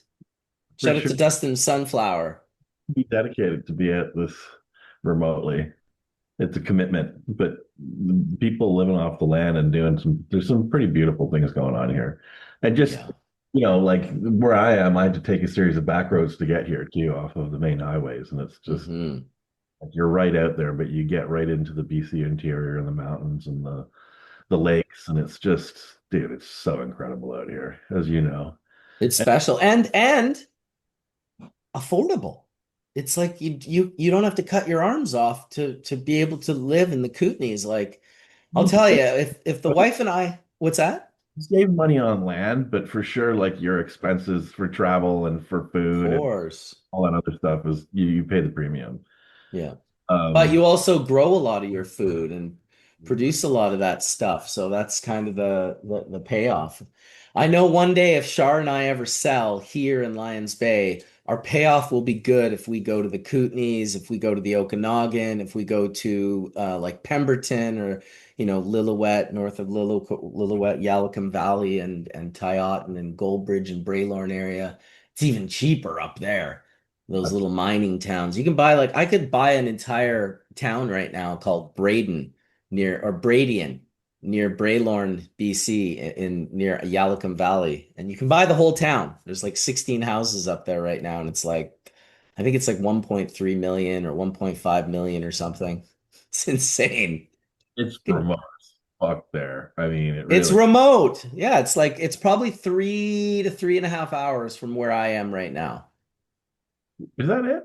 That's Yeah, not well, you've got an hour to Whistler, then you've got like maybe another hour and a bit to Lillooet up the Duffy, and it is a very dangerous highway. So that highway all winter long is having, landslides and snow slides and avalanches and whatnot. So it's like definitely people like get the die on that highway just driving their cars.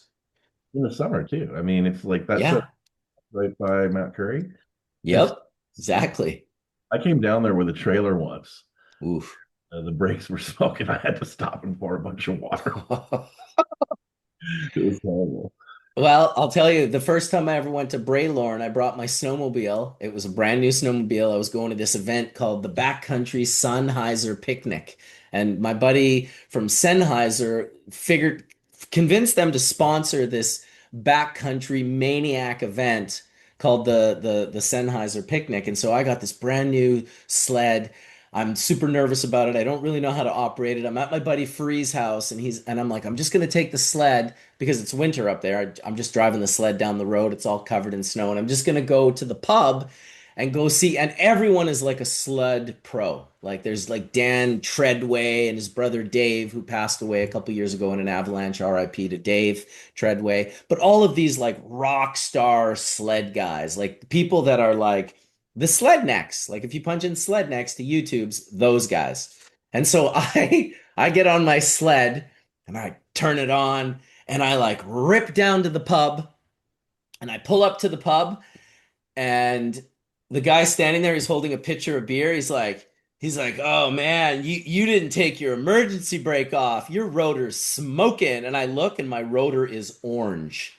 Like it's glowing, bro. And I didn't take the emergency brake off on the sled. Well, I completely pooched the brake. He right away just like poured his beer on my rotor on the brake and was like, "Yeah, like probably your sled would have started on fire because it was glowing orange. That's how hot it was. And that's how sleds burn down." And brand new sled, had never taken it for a ride before, and I pooched the brake. So now I have to go to this backcountry, dangerous, they call it the knoll, where you have to go through this crazy and then up this giant mountain and over. And so now every time I'm on my way back and I'm going downhill, I have no brakes. Like no brakes whatsoever. I can't brake the sled. So I'm just like I had to learn quick how to turn the sled sideways and slide it down the mountain. And guess what? I did not have the skill to do that. So it was absolutely terrifying and freaky, but that's my brake story. And yeah, I was an idiot and everyone laughed at me. Good times. Sometimes humble pie is the best kind of pie. You'll never do that again, that's for sure. I never will. I never will, dude. I'm so religious. I don't even let other people do it. When I see sleds around, I'm like, hey, is your emergency brake off? I got PTSD from that emergency brake situation. Well, there's some definite like backcountry stuff here. They got like the cat skiing and the hell skiing and all that nonsense. Oh yeah, it's amazing up there for sure. The and Absolutely. and snowmobile and skidooing or whatever you want to call it. Well, it's not skidooing because that's a brand name. But anyway, is hard as hell. And our son Sky's amazing at it. I mean, he rages and does every entries and the whole damn thing. And but I mean, you kind of have to be like that in order to live in the area that we live in. You got to be able Otherwise, to keep up, dude. Here's me on the Pemberton Ice Caps. Oh, it's a great pick. it's just Yeah. kind of running. It's running. Oh, you cutting out. That's the truth. Our thing glitch, but it's been amazing spending time with Ryan and being at the house and walking around the farm and looking at all the greenhouses and all the plants and talking about everything. Yeah, it's super rare for people to come out and see us. We have invitations out to all of our dear friends and family members. And Mr. Ryan Lee actually made it out there. It was really incredible to actually see him on screen. We're headed over to Kelowna for a business meeting right now. Josh and I are, and it's fun to see him at our house there. That's awesome. In the green. It's it's a pretty good deal actually. Yeah. It's beautiful here. We had a storm, last night and lightning, and it's just an incredible area. I mean, anybody that's spent time in rural BC is, and be pretty special. It's always the balance between loggers and hippies. Yep. Right. You called it, dude.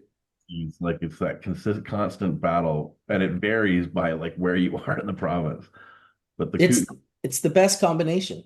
yeah. It's Dan Treadway and Dave Treadway, who I just mentioned, the sled guys. They always shouted out the miners, the loggers, all the people that cut the roads that made it possible for them to enter the backcountry. They could never ignore those groups. You can't get into the backcountry on a sled without those logging roads being cut in to the mountain. And so, for the Pemberton Ice Caps, for a lot of that stuff, it's yeah, you can't. I mean, dirt biking is the same way. I would never have been able to see the province of British Columbia the way I have, and Yeah. I've seen hundreds, if not thousands, of kilometers of it on my dirt bike. Just ripping down these logging roads. And I was telling my Char's got some family here right now, and they're Manitobans, but they prepare to come to BC, and they do like a massive 3 to 4 hour hike every single day that they're here. They've done a summit of a mountain, and they were showing me pictures. They did the Joffrey Lakes the other day. So for those of you that aren't familiar with Joffrey Lakes, it's up near Lillooet, and it's probably one of the most beautiful. It's up there with the lakes in Banff, but obviously less people. And might be able to share actually one picture of that lake because it is so damn beautiful. Let me see if I can bring one up here real quick. Also the miners build crazy roads, and Oh, it's a yeah. lot of times the mining companies that build the road straight to the top of the peak. And that's Yeah. the trippy thing. You're just like at the top of crazy mountains, and all of a sudden you're just like, oh my God, there's a road that just keeps going up here and stuff. So this is I mean, Joffrey you've Lake. had some pretty cool see it. Yeah, just beautiful, epic. And they've just been doing this Yeah. every day. Well, I told them the other day on my dirt bike, I could summit 3 to 4 epic lake views in an afternoon. Like full mountains, totally separate, all the way up to the top, 7,000 feet, swim in the lake, come down, do another one, have a puff, come down. So it's just this sort of sped up version. I will always love my dirt bike and my sled. And maybe one day they'll be electric and they won't be powered by fuel anymore. And that'll probably be a nice thing, not to hear the brap brap. But part of me will also probably miss the brap brap because I feel like I'm a very good mix of hillbilly and hippie, or redneck and hippie, whatever you want to call it. I think it is a fun. I'll say this, Ryan. I'll say this. When I got to BC and I thought it was all the hippies that grew the best weed, I realized the people that I met that were growing the best weed were like hillbilly rednecks. They just Hank, like all right. the amount of time and energy they were putting into it. I just didn't meet, I mean, since then I've met Josh and Kelly and they're the hardest working hippies I know. But I'm telling you, some of these redneck dudes that are like living up in Lillooet and north of Lillooet, and they just plant thousands of plants and they do the most ungodly amount of work. It's impressive. It's not lazy work growing cannabis. If that's what you thought, probably it's best if you just buy a pound and flip eighths to make your money because growing it is not the same as flipping it. And, Josh was putting in a blackout system on a greenhouse when I was showing up. He's always doing something, dude. It's non-fucking stop. You can see it in the property. It's like it's just nonstop. It's a lifestyle. It's like you get up and you do all your farm stuff all day, and then you stop and you eat and you sleep and you start and do it again. Homesteading. The only way you stop is if you have to go get supplies. It's really like Or that's have an interview in Kelowna. It is a labor of love, and all of our stuff is just handmade, and so I mean it takes a level of, I guess, detail, attention to detail. But at one point, you just feel like it's chaos. But also it's also a symphony of poetry and beauty and all the plants and all the animals. And I guess we're just really possessed by it. All of us in our family, we work really hard, but I guess I don't want it to seem like it's just work. Like a lot of It's life. it's feeding the spirit. It's kind of following the passion, and then in some cases you get to kind of break barriers and do kind of something special. And so we kind of always felt like we lived in an area where we could embody a way of life a certain way. So we really wanted to rock that way of life as much as we could and really kind of blow it out and make it magical and super sweet and stuff. And now we're at a place of just maintaining it all and stuff. And we've been talking about how Now we're creating a second. yeah, we're creating a second farm, but it's one thing to create a regenerative or a polyculture or a biodynamic natural farm, and then it's another thing to maintain it. So once you have all the fertility and all the rocks and all the everything everywhere and beds made, it takes a good amount of time to keep that fertile. So And for me, I feel like, excuse me, I'm over here smoking amazing hash. For me, I feel like, if you're gonna raise like fish and you're gonna breed fish, you want to create the most amazing environment that you possibly can for them. You don't put them in dirty water, you don't feed them stuff, you want to get out on like to the world, This like is not a what fish what farm your promotion. possibility is, for growing fish. And for me, I felt like if we're going to be breeding cannabis, I wanted to really give the plants the absolute ultimate potential of what each chemovar, cultivar has individual. Ryan has been not a schooling strain, us, not a and it's been really amazing already. We've Not a learned so strain. much from him being there. But to really give the plants this ultimate potential, this incredible environment that sings, and what can she do with that kind of environment? And Yeah. it's always been something that we've really wanted to do. And for me, growing the flowers all around the plants, like I actually think, well, the flowers need, I mean, the plants need flowers around them, just like I want flowers in my house. And they need, good, kind energy around them at all time. And they want to feel good and they want to be in good soil. And God forbid if they're too dry, or wow, if they're totally stressed out. So creating this sort of lovely environment is amazing. And I always think about it. Sorry.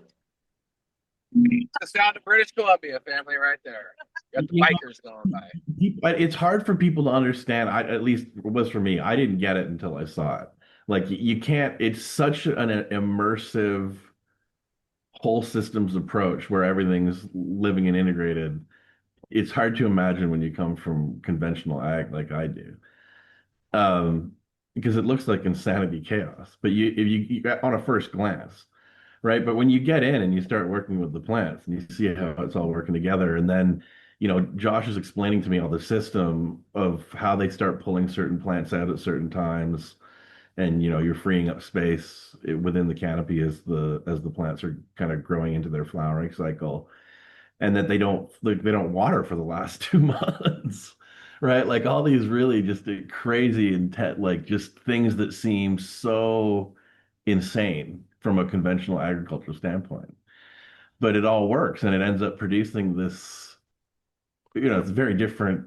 It's just the whole production system is a different way of doing things, but it has its own selective pressure on the populations. It's just a different way of putting selective pressures on the populations, right? Which is what we're all doing when we're breeding, right? You're growing a bunch of individual plants in a family or a group, and then you either let your own criteria or the environmental criteria like push your population in a certain way. And Kelly and Josh are doing that, like like little things like spreading the seeds in the beds, right? Like right in the ground, which is not something that you would really see anywhere. But you're having that environmental selection pressure on the seeds right from the beginning. So it's an interesting whole systems approach that's like a lot more intricate than I really understood it would be. It's pretty impressive. Well, I'll tell you, I have been doing a similar thing, not in maintaining my property, but for the first time, really understanding that we have this acre. It's on a mountain. It's not a farm by any means, but I have a lot of room and I have a lot of areas and different gardens that have been planted with beautiful plants. And I have spent the last just months in there cleaning out, trimming down my cedar trees, clearing out the forest, like mucking about in the garden, trimming, just having a blast taking care of my property. And yeah, it's super meditative in the sense of, and sometimes it's really challenging because it's not like you're just physically able to do everything you want to do. There's limitations where you require like prosthetics, 10-foot poles and ladders and like, things that do up the ante on danger levels, especially when you're on a mountain. So definitely be careful out there when you're farting around. And I start getting it in my head, like I just need to get those trees trimmed. And the next thing you know, I'm like climbing this cedar tree and my wife's on the deck, like, come on, dude, get out of the tree. Like, don't do that. Well, these guys are walking along, the peaks of greenhouses and the troughs of greenhouses as they're putting under this blackout system, like the flying Walendas or whatever. How else? It's yeah. Flying window. This property, you got to come and check it out. When you see this property, you see 19 years of like essentially love slavery, Yeah. right? And I've seen a ton of BC properties, and they're always they all kind of have a similar flavor, but it's like the property's so new out in the mountains, and there's already so much work to do. It's like there's a lot of landscaping and things that just kind of were undone. Like it just looks wild. It's like, half of a farm and weeds and grass, and there's always like a pile of rocks and a tree line somewhere, right? And it's not really done up. But this place there's flowers everywhere. There's like incredible greenhouse structures of all different types. And like Josh was saying, it's all handmade. Um, it's hand engineered. Like this is not like shanty town, like, greenhouses. Like they're well built, but they're built with materials off the land. It's really incredible. So you got to come out and check it out, Marcus. I think it'll blow your mind. Oh, trust me, I want to. Like, flowers everywhere. Kelly's and Josh are constantly collecting seeds of all the plants. Well, listen, they've sent me a giant bag of flowers that I had out yesterday. I opened it all up, and because I've spent the last like months clearing this mountainside in between where my driveway goes from the top to, and it does this big 180 and comes out. I have this big piece of land right there that's sort of steep. And it was blackberries and it was ivy and it was like maple trees and ferns and every other thing growing out of there. And I just went in and I was like, I'm gonna get rid of all this shit and I'm just going to plant like wildflowers on the side of this entire hill.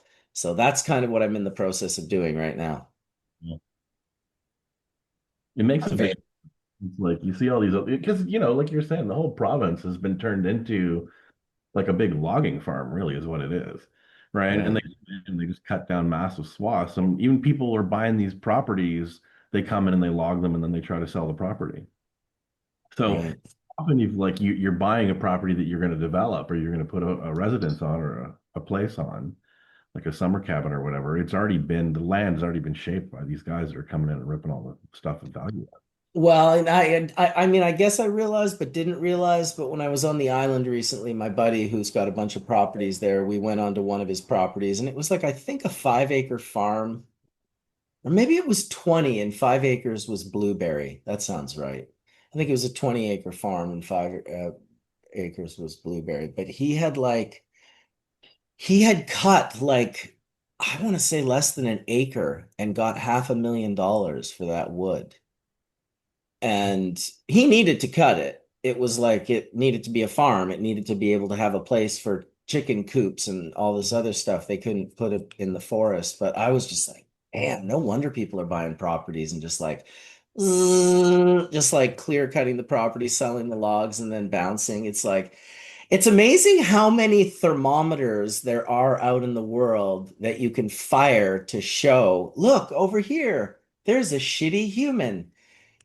It's like, ugh, a bummer. You- I haven't cut a single tree on my property. I'm just trimming them, but I've never cut a tree. All my neighbors are constantly asking the people across the way, next door, hey, can you cut those trees so I can have a better view? And we've just let our view grow over the years, and now our view is mostly trees with little bits of ocean.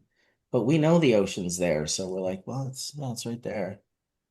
Guess I could cut like 15 trees down on my property and then ask my neighbor to cut 20 down, and I'll have a better view. But that just seems like if that's your trip, then move somewhere else. Don't live in the forest. Jesus Christ.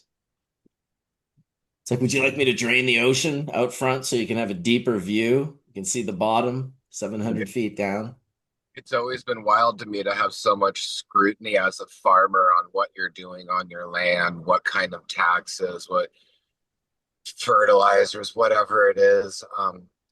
What kind of all kinds of seeds, licenses, all contracts. kinds of shit, to be a farmer. And then to worry about how much water you're using, all this stuff. Yet with logging, if you have private property, it's basically just an open thing is you can't touch it. If it's private property and someone's logging it, and they don't have to log, they only have to leave like 20 feet or something of trees between the road and the clear cut. So we have a clear cut near our house, and it Well, happened near our house, it's still in between long way two away. communities. Yeah, yeah. So it's like whatever. But and anyway, the point is like we've lost electricity like 8 times since that clear cut happened because all the trees are gone, and then there's just a couple trees on the side of the road, and they just fall over, and they don't have to care about riparian zones as much. So it's like a silent flex for deforestation to just buy and sell land. So it's like there's wood lots and BC timber sales lots, and then there's just tons of private lots everywhere, which people just log ruthlessly. And there's not the same laws in replanting it and all And that if as well. people feel like, their logging is really regulated, try being in any other industry in the entire world, because logging and the forestry industry, there just aren't any regulations. And when you call and you try to find out who's accountable, you talk to one guy that's accountable for like, I don't even know, a 17-hour circle driving all of the land that one guy is responsible for making sure to look at and make sure that all these people are following the regulations. It's just it's an absolute hypocrisy on our oxygen and on our biodiversity here in British Columbia. So, And it's different than like taking out a few trees to make a homestead, taking out a few trees like that. There's always there's something reasonable in any practice, and it's not you can't log, and it's not the forest doesn't grow back because it does. It's just super out of balance. We can and we've been really blessed that we moved both of the properties, the farms that we have they were cleared in the early 1900s by the original homesteaders that came here, and they made big huge swaths and ran their cattle on it, which doesn't seem like that was a very good thing either. But we have been blessed to not have to cut down, like you too, Marcus. We don't need to cut down any trees ever. We just clear and keep it so it's breathing. And but I even but on that on a side note, living that natural life in the way that we have has been really special. But it's been like hanging out and being with Ryan and talking about the depth of the work that he's done in his life.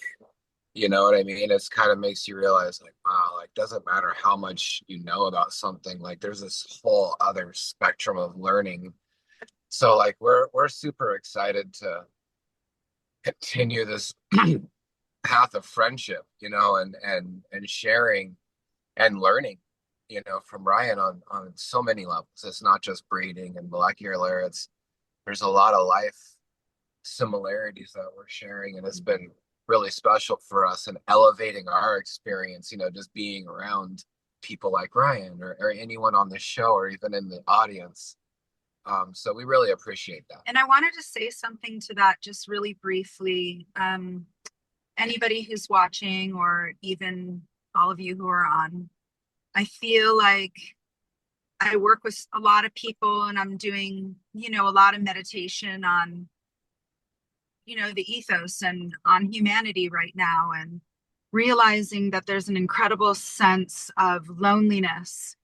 Even if people are surrounded by hundreds of people and busyness all day long, there's this incredible sense in the human experience right now of loneliness. And I really encourage people to go out and have conversations, because it seems like these connections of understanding help us not feel so alone or not feel so confused as to what our soul path is or what we're here and we're supposed to be doing, And once you're keyed into that sense of loneliness sort of lifts. And I feel like I'm just seeing a lot of it, and I'm seeing a lot of people take their own lives recently because this is what we're left with in these letters, or this is what seems to be this atrocity that's going on in the human existence. And I just think that our communication and the way that we are relating has to change. It isn't just about the weather. It isn't just because that's not going to serve us. We need to have deep, meaningful connections. We need to get back to creation with other community members, creation with other people who are smarter than you and people that are doing more incredible things, so that you feel also like you want to evolve, like there's a reason to be here, like it is more exciting than just the regular drum of what you have going on in your own life. So I just wanted to pass on that message. And it's not just even a message of hope, it's a message of the continuum Like of life and of rebirth. And if we've been through sort of this composting of humanity, we're now at the seedling stage, and things are going to grow and things are going to blossom. So whatever way we can help that blossoming through community relationships is just going to make the flowers smell that much sweeter. Well, I'll tell you how you did it for me. You sent me that giant bag of flower seeds. So you absolutely helped me get the blooming going. And I'm going to plant those things. I just got to get more ivy out and get it down. Maybe get some nice fresh earth laid down, and I'll get those bad boys planted. You got like pumpkin seeds and like bean seeds and other things in there too. So yeah, it's pretty good. It's pretty Also good. say giant pumpkin seeds this year, which were just uh just drying out right now. But you need a pickaxe, what like a Pulaski is what we call them or whatever, with the pick on one side and the hoe on the other. It's like the old miner thing, Yeah, just to dig into that ivy spot and pull the roots out. I have it. You do. I do. That's the good stuff. That's the core, like gnarly work It's when you're like gnarly. throwing a pick in the ground and yanking roots out. You're just like, oh yeah, that's Oh what's. yeah. I've been yanking roots, man. Let me tell you, I've been yanking roots. Yesterday I spent 3 hours just like trimming back all my rhododendrons, and I went and looked at my apple tree, which I was given, I guess 2 years ago now, or maybe last year that I planted. And I went over to look at my apple tree and I said, these apples look so weird. And it's a pear tree. It's like it's got pears growing on it right now. So I was like, that's pretty cool. Well, and taking all that stuff down is the magical fertility of a multiple succession canopy forest and environment. So any way you can turn that, and I know that you can't always, but any way that you can like recompost that, it's the future life. It's where all the future bacteria and fungi local get to re-thrive through that and then create the fertility as it's moving Dude, forward. organic farming just said that's B-Man's reggae band, but I think it should be our reggae band. And the name is Yankin Roots. Good one. It's a good one. Top yanking. Top yanking. Pulling them out. I love that you guys were just on the ferry and now you just drove off. Yeah, we were right behind the Sikh motorcycle club. There was like 25 Sikh Harley. That's what's up. All They don't patched have up. helmets, right? No helmets. Oh yeah, it's hard to put a helmet on over the turban. Can't But they you can't have, do like, it. motorcycle versions. They're you know? they're one of the main reasons you can get a permit to not have a helmet. I mean, I like that option. I like the option. Well, you should probably be able to have the option that you want if you're an adult. Probably makes If sense. you have like a killer braid all around your head and then like a super like nice Dude, and the turban, swords? Did they have like the swords or the I should have looked better. That would have been smart to do. because that would have been I awesome. messed I up. I've seen them on the highway before here on the Sea to Sky Highway ripping up. It's awesome. I love that. We might lose you guys, so we just really love and appreciate you all. Well, I'm gonna do a giveaway in about 9 minutes for I think for one of these. One of these bad boys. I gotta say, I really like this spoon.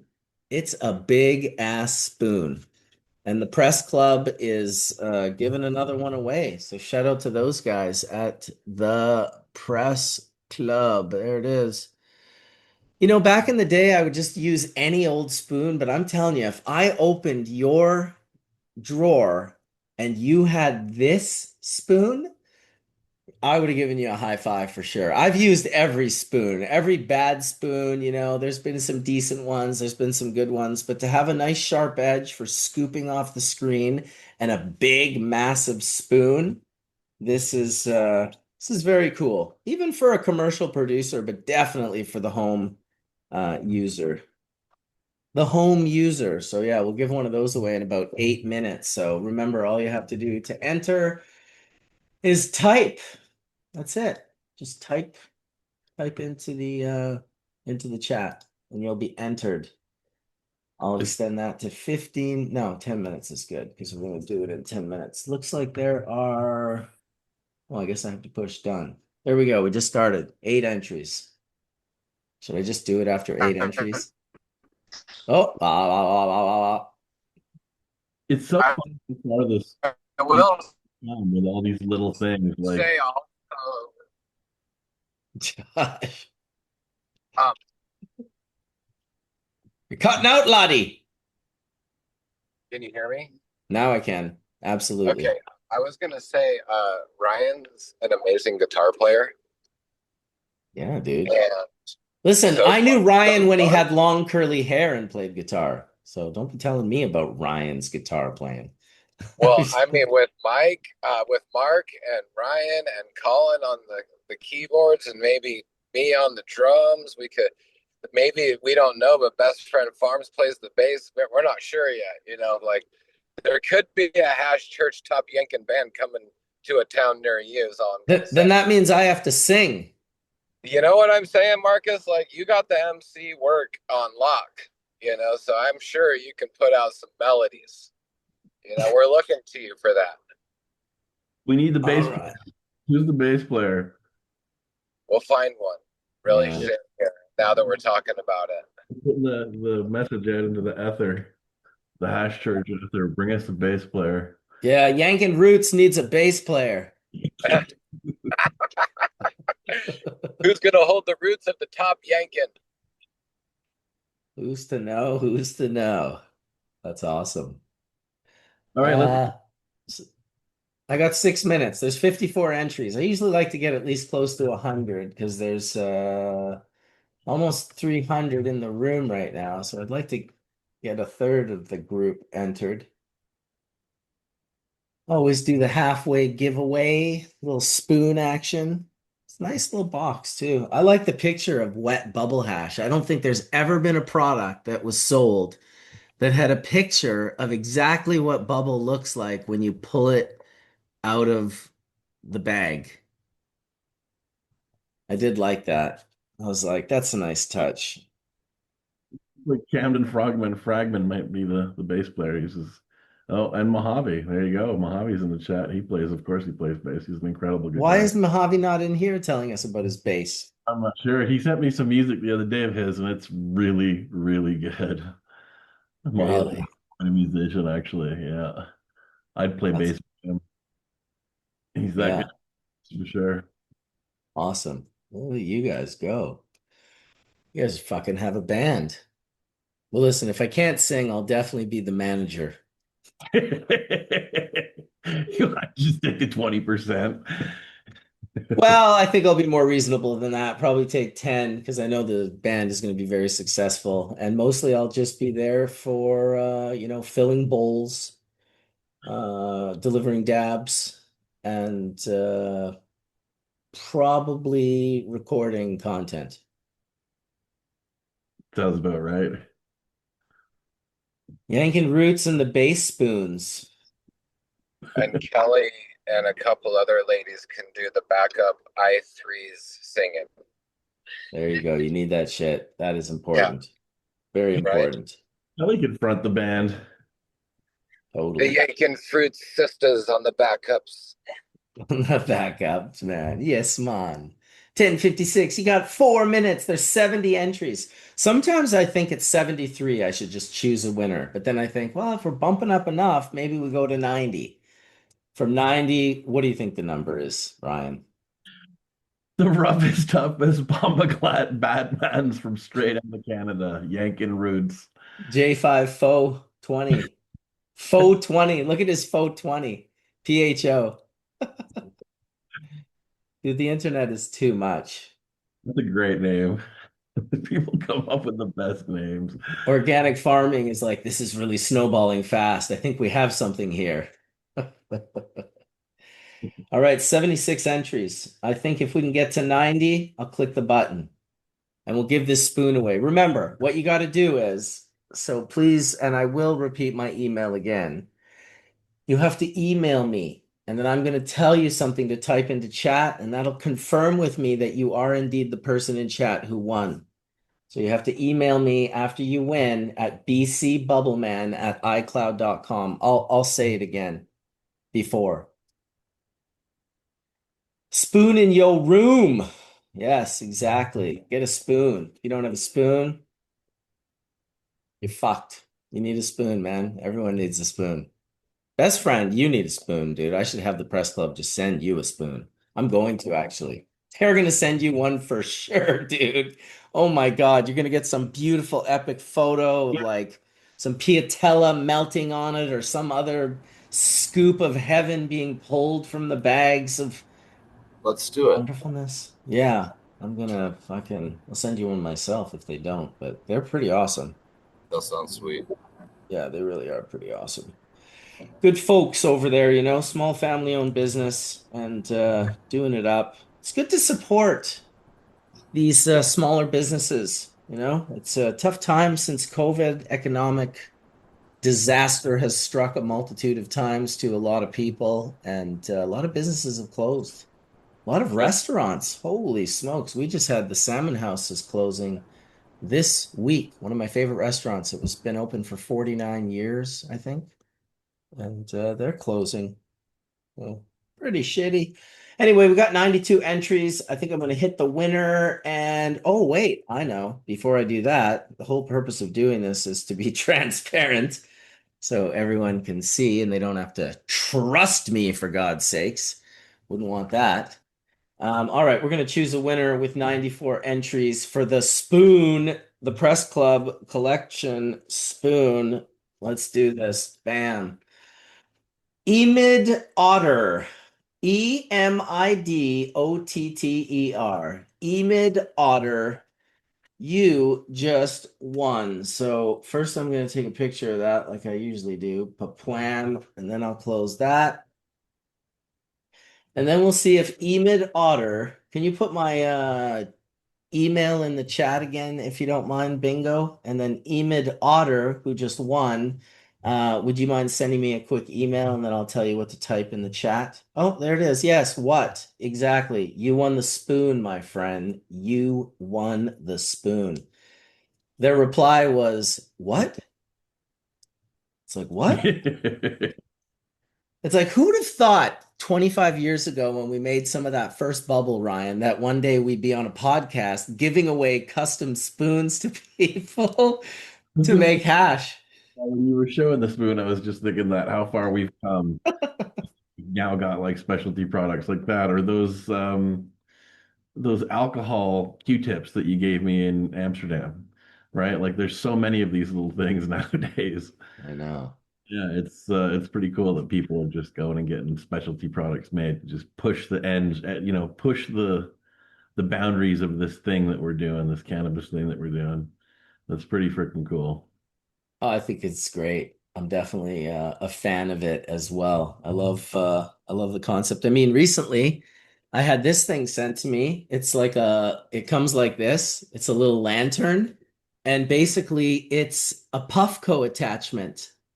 And instead of Coleman, it says Bowlman. It's actually just in the other room. I'm gonna go get it because it's so awesome. Well, we need to do a bong rip here. We need to get some. I've had this one sitting here for ages. Let's celebrate for the otter. Well, boys, I am gonna dip. I Shucks. got some cousins coming over. We're gonna do some kayaking on the lake, do a little barbecuing, all in honor of my wife's 55th birthday. So have Yeah. a wonderful weekend, folks. Thanks, Marcus. See you later, bro. Thanks, Dr. Mark. All right. Happy We'll birthday, talk to you guys Kara. later. Yep. Happy Canvas Week. Bye So yeah, there it bye. is. There's the little Bowlman that I got, and it's a double bubbler too. It bubbles out of the little flame on top. I'm like, dude, that is like a pretty choice little unit. So yeah, I actually got it from these guys at Hemper. It's perfect for camping, isn't it? Dude, and they sent me another one, a couple of them actually, and that were just bongs. And I gave them to my uncle when I was in Manitoba recently, and he fucking loves these things. He's torching. I gave him a bunch of bubble hash too. So he's just ripping like 5, 6 huge rips of bubble at a time through these like big bongs. I'm like, dude's like 70, dude. He's just like smashing like Dave style, actually. It was reminiscent of Dave when he was puffing because I was like, I got to admit, I'm not around that many older dudes that puff like that. Fuck, I'm not even around that many younger dudes that puff like that. No, Dave was a machine. He was a machine, dude. Absolute He puppy. was a machine. He was always looking for someone that could just at least keep up, even like 1 to his 5. If you could just do 1 to his 5, he's like, all right, that's acceptable. But if you weren't puffing at all, it's just like, oof, I don't know if we're going to be able to be friends. Yeah, I was. It's funny. Well, it's not funny, but I was listening when coming through the backwoods here, mountains. There's no cell service, so I usually use YouTube to just stream music while I'm driving. And so I had nothing, and I was limited to whatever the videos that accidentally got downloaded to my phone. And one of them was the memorial at Riggers, right? So I listened to all the talks again, everybody's memorial speech. And yeah, people were talking about it. I think it was Valerie Corral was talking about how on your first time when you actually met David, he'd kind of put you through the silent challenge where he'd hit you, serve you up dab after dab until, to see if you were gonna, as she put it, if you were gonna like fall asleep in the corner or if you were gonna be any fun. I think maybe that was Annie Regan said that. But it really was the way David was. Like he would just give you hit after hit after hit, you know. You're muted. I just said insane. He did it to me, man. Like he put me. I can't even imagine that he does that to everyone. What he did to me, because he definitely like laid me out with like I want to say realistically 30 to 40 rips out of the bong in his living room, and he must have taken way more, like 50 to 60 or something. And I just remember leaving there more high than I've ever been in my life to this day. And just being like, wow, that's what Rob was talking about when he said I left Dave's the other night so fucking high. And I'd be like, well, how Oh, high could you how high could you be? Like I felt like I know what high is, but I was like, oof, no, I was to be educated on that evening. As I had to go back home and make my way to the Krasnopolsky Hotel from Dave's place, which isn't just a short walk. you walked. Yeah, That's like get at least an hour. I mean, it's half an hour it from the, was it was a little under an hour, but I walk fast. yeah, I mean it's half an hour roughly to the Katsu from David's place. Yeah, yeah, Funny, I have all those times down now because I've been doing all those walks. yeah, exactly. This was 20 years ago too, so I was younger and even more nimble than I am now. You must have So been e too late to take the trams yeah, to visit him. yeah. I just know I was so high I didn't want to do anything other than walk on my feet. Once I relearned how to do that, because when I left his apartment, it wasn't really working properly. Yeah. Well, I really want Emid to send me an email immediately if you can, because until you do, I can't confirm who you are or your address or link you up with the Presco. So if you can send me an email, do it right away. And then I'll reply to you. I'll tell you what to type in the chat. And then once you do, I'll forward your email over to Jeffrey at the Press Club, and he'll get out your spoon. Pretty cool. Win a little spoon action. Hash rules everything around me. Classic Wu-Tang Clan, right? Little hash rules everything around me. I guess Prob was probably the first one there who did that. Emit odor is legit. Yes, Hawaii is sustainable. Emit is, but Emit is legit, but he needs to send me. Well, he was just in and he was listening, and so hopefully he's well, exactly. If he's been around along, he's in our chat all the time. He's old school. We'll get his email eventually. Then I won't be so. I usually am like OCD, and I don't want to stop finding this person until they give me until I can connect them, because I hate the idea of someone winning something and then just not sending it to them. And then of course they're like, "Oh, I didn't even think about it till 6 months later when they hit me up and say, 'Hey, you never sent me my spoon.'"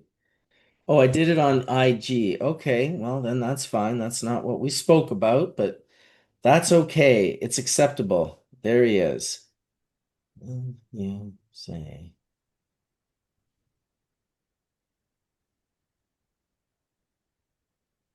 All right, here we go. If he can just post this real quick, I'll get his email and send it off to Sir Jeffrey. What are you puffing over there, Brian? Whatever's in the dragonfly jar here. There's a couple of things. I've been hitting this one. Oh I've got, shit, you got Brian's looks really nice.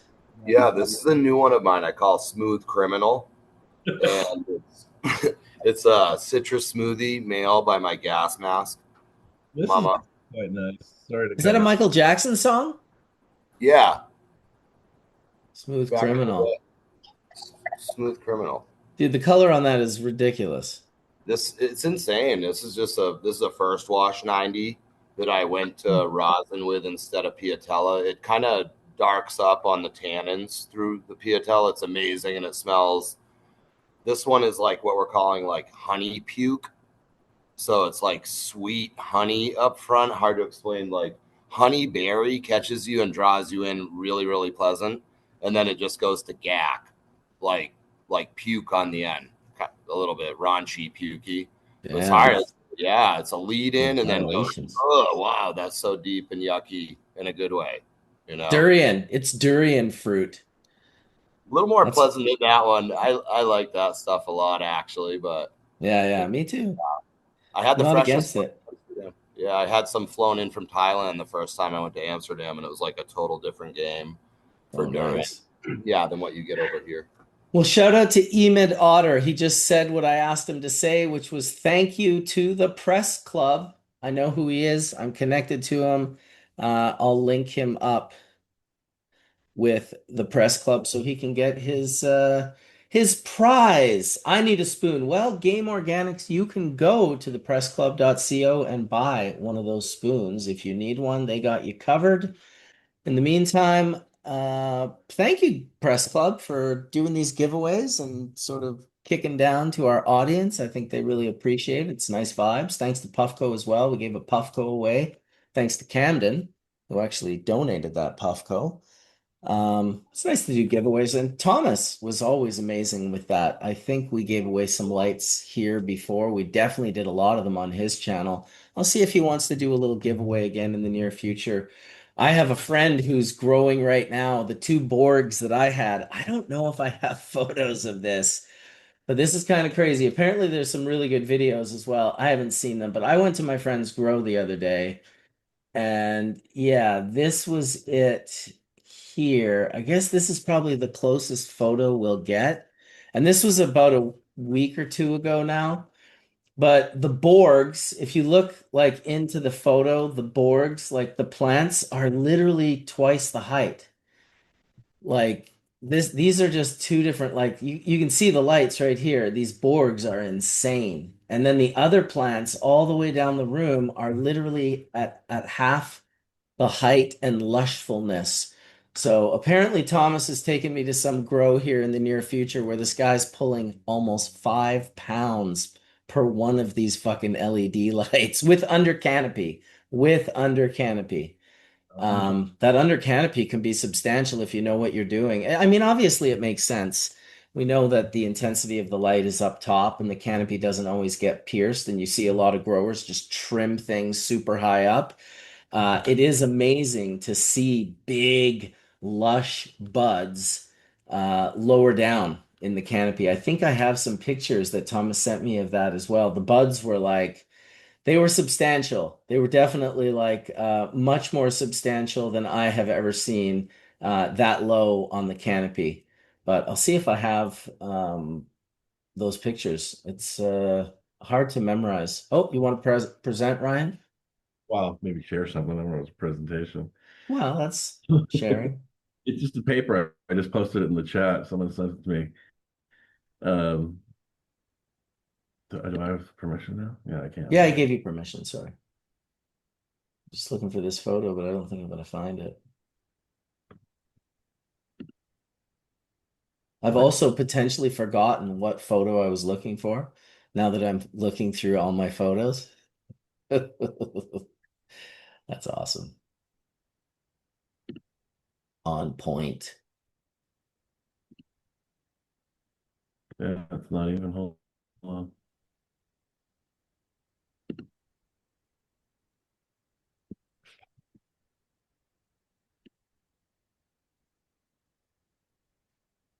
Is this a paper you wrote you're going to share? Well, I guess in the meantime, I could share pictures of. I really like this picture of hash that I pressed a few weeks ago on Vancouver Island. It just looks so nice. It's Wrapped it beautiful. up all nice, and yeah, it was So, just like, look at that, oh, it's perfect. dude. Nice round edges too. Those came out perfect. Yeah, dude, it was hard. Like it was. What do you have there? What kind? What That's mix? Gorilla Glue, 100 Sweet. grams. Love it. Yeah, see, it was like this. I was just molding it with my hand to get it into the plate. It was the easiest job ever. And that's kind of what it looked like when I initially got it. I had to like snap it off of this like piece that was like this right here. They had just sealed it in a bag as powder, and it's self-pressed Oh wow. into basically a puck of hash. That's cool. But yeah, good fun. I love hash. I love playing with it and pressing it and making pieces. And then oh yeah, this one was really greasy. It's nice to see nice hash, you know? Ooh, I was impressed with the greasiness on this one. that looks nice. Just like wet, you On your know? screen, Oh yeah. What's that? seen this paper or not? I missed that, Ryan. I don't know if you're seeing this paper or not. Oh, here, no, I'm sharing right now. Let me stop sharing. Now I can see it. There you go. Long days during the last 2 weeks before harvest applied to short day medicinal cannabis. There we go. Yeah, so these guys did a study in Holland, apparently. I haven't actually read through the study too deeply, but they're applying, high, longer veg periods essentially at the end of flower and bumping up yield. I don't know, Okay. yield, I don't know. But I would imagine it's somewhat cultivar dependent. But that's an interesting thing for growers. I mean, shit, if you can give plants, you know, back to a longer period than 12 hours at the end of flowering, then maybe you can bump your yield. So it's worth checking out, or at least reading the paper. Yeah, absolutely. Absolutely. Maybe it's a paper Dr. Allen and I will discuss. Maybe you want to come on Cannabis Journal Club with us and discuss some of these papers. Yeah, well, I mean, you need to have a whole botany section, right? I mean, there's so many papers coming out these days. You could literally do a paper at least one every, or you'd have to do more than one a week to be current. And there's also like catching up to all the old stuff, right? So it's just, yeah, there's a Well, ton. let's do that. I know Dr. Allen, we've kind of tried to find papers in regards to, the body, medical papers, but we're just having a harder time. Like Sam would have been our source, right? He could have just given us like 1,000 papers, but we need a source to get papers passed on. I have David's bibliography. I know. So, and I keep on top of the new stuff anyway, right? Like that one, it just came out. So, um, there's so many studies being published in cannabis lately. Like it's fucking ridiculous. Like what has been published in the last 30 years is just an insane body of work. Like I don't know if there's any other plants that are as studied, at least in that period, as cannabis. And we're still figuring stuff out. So it's For sure. interesting time to be interested in the science of cannabis. It's also grown so much that like all these areas you can focus in, right? Like there's like a genomics professor now in Canada, like that the program is cannabis genomics. Mm. It's pretty. I think there's going to be one for cannabis aromas very quickly. Did you see the show last week? No, I haven't had a chance. I've been on the road. Oh, dude, I wish you could have been there, man. It was a good one. Yeah, I was somewhere over in Northern Ontario. That's right. That's right. That's right. Because Yeah. I was in Lac de Bonnie. I did it from my friend Nathan's house. Thank you, Nathan, by the way. Shout out to letting me use your house. While my son was in a fishing tournament, I did Hash Church. Cool. That's cool that your son's doing the fishing tourneys. Oh, it was awesome, man. It was so cool. It Man, was they had a good time. Let's see if I can find like a shot of them out on the boat. My uncle's boat is hilarious.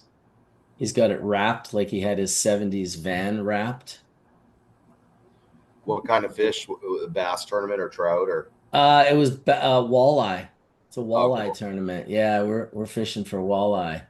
And it was like the four biggest ones. The prize was serious. Like it was a professional tournament. My uncle, he likes to bring young anglers in and kind of expose new people to fishing, whereas the majority of the people that entered are like both professionals. There's only two people allowed per boat, and they're professionals. And there's like $6,500 on the line for this tournament that these guys ended up winning. But geez, I knew I had pictures of that boat. And oh, there it is. There it is. So here we go. This is a shot of my uncle and my son on his boat. And you can see it says the Geocraft, she's a keeper. And then over to the right, it says 28 and over, trophy walleye, 17 and under, jailbait. And so this is my uncle's 1970s humor That's good. of being out on his boat. That So, art's clean. That's a crispy piece on there, though. Super oh, it's nice. super crispy. It's super Yeah. crispy. You kind of can't. I didn't put the best picture up. Oh, this one's a little better because it has the actual picture of. I want to go. It's weird. Oh, I see. I cut it off in that one too. Well, welcome Etienne Fontaine with the giant Dubois in his moi. Hola. Hola. Hope everybody's doing good. We're Yeah. doing pretty good, man. We're doing I got pretty good. got a pretty cool gift this week. Oh, awesome. Someone just sent me, it's a different patch, I think. Or maybe that is the one. Is that from Jason. From Jason? Jason. Oh, I don't know. I don't know that one then.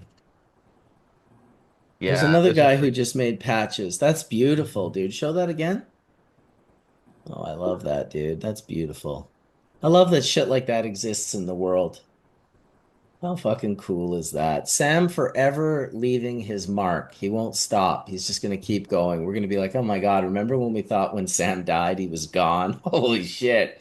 Tricks on us. Oh no, he's not gone. He's Oh, but definitely not gone, dude. Ash was really He gone. blew your suitcase off the roof of your car the other day, dude. Yeah, I wonder it was him. It's funny because my patch is in that bag, Your along, patch? along with some other things that were Can hitting I me. say something about your bags? And this is very inexpensive. Put air tags in them. It Yeah. really does get you your bag or your thing back. I have my air tags on everything. I just air tagged my Neo Spectra, this little unit that I've been having a blast with. I'm not gonna lie, when you showed your hash, Brian, I wanted to just jam it into the Neo Spectra, and I knew right away what it says when it's great hash is it says outlier warning. Does it outlier warning? I'm like, ooh, we got an outlier warning. I love me some outlier warnings. That's the good stuff. That's the good stuff, dude. I remember the first time I saw it, I was like, oh, is that bad? And Ruben looks over at me. He's like, no, it's very, very good. The outlier. Catalonian accent, dude. Fucking awesome. Great. Can't wait till you get back here, Ryan, and we'll play with this thing. It is a blast. I want you to see the macro micronutrient tests and how quick it can be done. I already know I need one. If it's Yeah. just if it's as good as it is for the cannabinoids, which I've spoken to a bunch of people that have It's very used accurate. them, and confirm them. But for the cannabinoids, at least, it's very accurate. Well, Dom, And it's you know Dom. yeah, Yeah, so that guy alone is like, dude, he was like saying it was better than his lab at his EU GMP lab. yeah. Well, so there they his the lab that he uses is the one that does all of the Dutch grows. Okay. Central lab, which is kind of an interesting way to do it. I guess there's only so few grows that they can do it that way, but Right. it does centralize and standardize the data, which is a cool thing about having it done that way for a system. Totally. And yeah, he's like they're growing a bunch of different genotypes and testing it across a bunch of different things. So, Ryan, are That you was weird, right? with the lighting thing, back to it a little bit? Something I do here now for closer to like 15 years, over 10. I caught on out west to less hours for the vegetative for indoor, and I don't know if you guys have talked about that here before, probably, but I caught on with K Mud Radio out of Garberville when I was out there, and basically some experienced growers, old school growers were on there and talking about how to swing your light schedule down on the vegetative from the typical 18 to the 16. So it just kind of made sense. It seemed a little risky, but back then myself, I was running on generator, with some solar assistance. So it was like whatever you could shave down just to try it out to pay for less resource to fuel it, the run. So I tried it and it stuck with me where I just saw healthier plants, still to this day. Any strains I run, any of my breeding, any of the seeds, clones, anything. So just was throwing that out for like a little light thing there. Change. yeah, there's something called DLI. I don't know if you Something's wrong with your mic, Ryan. You're coming through muffled. I don't know why. Is that any better or no? Yeah, Well, it is a little bit better, yeah. a little better. DLI, daily light integral, right? It's like essentially how many photons a plant takes on over the day. Right. So, and I think it's probably cultivar dependent, like it varies within different populations, but I think that there's like an ideal amount of light that you can give them, right? Yeah, they can only take so much. It just seems to stress them out, is what I saw.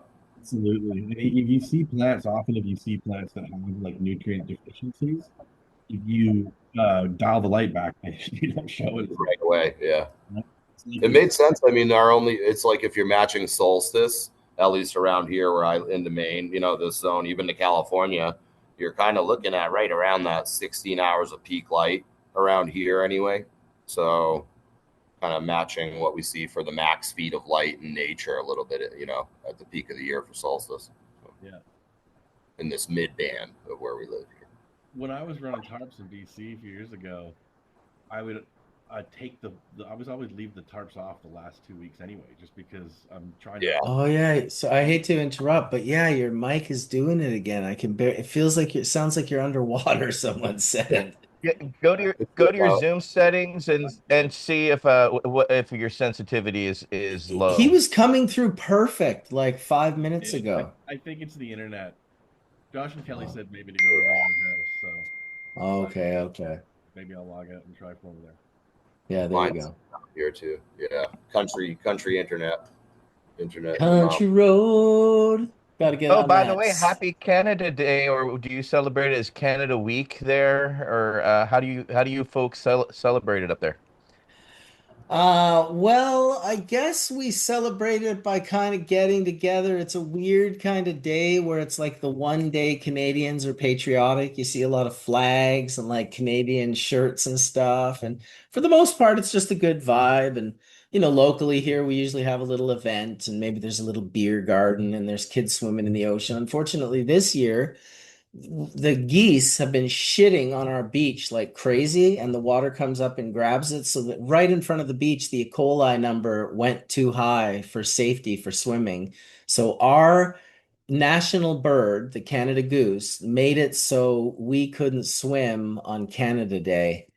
uh, just in front of Lions Bay. We ended up actually going over. There's another beach in Lions Bay called the Kelvin Grove Dog Beach. That's where you kind of have to go if you have a dog, because this other beach, not allowed dogs. And so it's kind of cool in our little village that we have these two little beaches, and a marina as well. So it's works out pretty good. Welcome back, Colin. What's up, guys? Colin in Colorado. Looks hot there. I'm back. I'm down in Denver now. I was up at the Great Divide, and yeah, it's like 100 degrees here. It's brutal. Jesus. Yeah, but beautiful. Rocky Mountain National Forest, man. Amazing. Beautiful place. So Oh yeah, man. super grateful. I saw a rainbow yesterday. It was pretty epic. Is that where the double rainbow guys saw the double rainbow? Possibly, because there was some crazy rainstorms yesterday specifically that came through, and it was intermittent, so you could see it like over these like miles and miles away. This like huge rainbow just kind of cranked over the mountaintop. It was awesome. Do you remember the double rainbow guy? Oh yeah, hell yeah. It's beautiful. He's just bearing his soul. It's like he just came off some super intense psychedelic experience, and his soul was super open and vulnerable, and he ends up seeing this double rainbow. Oh my God. That's sick. Yeah. No, Oh, it's so good. I visited some pretty neat little dispensaries on the way. There's some good local herb. It's cool, man. It's good to Dude, see. Bubble Man brand is in the Colorado market now. Oh, no way. That's sick. I should try to Yeah, go scoop some. they hit me up the other day and they said, "We're in stores, man. We're in stores." I was like, "Fucking A, man. That's what's up." Great. It's a lot Yeah, of work, man. Holy shit. it's needed though out here. There's not a lot of brands that are left. I mean, I walked in, it was like this like O2 and the Clear and stuff that just whatever lasted. It's just only a few brands now. So good that you guys are able to be on the shelf because it's needed. I keep asking like who's the best, who's got the best living soil, who's got the best, hash, etc. And they just keep telling me like we need better hash, we need better flour. So Damn. seems like you guys are set up to do well. That's awesome. Well, we'll see. We'll Yeah. see. I mean, we're gonna make nice product, that's for sure. The partners know what they're doing, and so far it's like hash hits and brick hash and maybe some rosin and some bubble. Sick. Yeah, I Yeah. mean, the 710 gave me a care package when I got here, and they always just have phenomenal flour. Their flour is just always great. It's big Don't they shout do out great to. extracts too? Oh yeah, they 100%. They just Yeah. they just check the box. I think Brad and Skelly and their whole team do a great job. So big shout out to them as well. But yeah, dude, I can't wait I'm gonna go try to find your stuff. I'm gonna do it today. Yeah, I'll text my partners and find out where you would have to go. For sure. As we're fresh out. We're certainly not in every store yet. Yeah, for sure. But yeah, it's cool. It's beautiful here. I mean, getting up to the mountains, man, is you live at the mountains, so Yeah. it's like you're every day. I'm here. I live on a mountain, in fact. I'm going to put my Yeah. boat in the water later and see how that goes. It's a great day for it out here, at least. I mean, I was on the water yesterday. I was on some lakes yesterday, and it was cool. It's beautiful. So what's good, guys? What's going on with you, Brian? How's the full term season looking for you, bro? Just as he steps away from his camera. Oh shit, I didn't see it. I'm on my phone. No, When he and I comes have back. it set as speaker. Yeah. We'll when he comes back, we'll talk to him. But Etienne's just coughing up a lung, smoke that whole joint in like 3 puffs. Whoa. I don't typically smoke flower, but I smoked some flower this week. It was quite good. I was surprised. Ooh, look at that. That's cute. What is that? What is that? That's that my Oh man, it's my Bowman. Is that a Coleman? That's a Coleman. it fits on his. Oh, I need one of those in my life. That is hilarious. Dude, I needed that camping. Jeez, that was dope. That is amazing. Who makes that? Where do I find that? Yeah. You can find that with Hemper. So yeah, Hemper is who sent me this. Shout out to those guys. And I believe on Instagram, I don't want to get it wrong, so I'm going to go and just do the quick search. But I'm pretty sure it's just Hemper. Oh, maybe it's Hemper Co. Yeah, I think it's Hemper Co. Let's see. Yeah, I think this is them. Let's see. Yeah, this is definitely them. So they are on Instagram, Hemperco, Hemperco,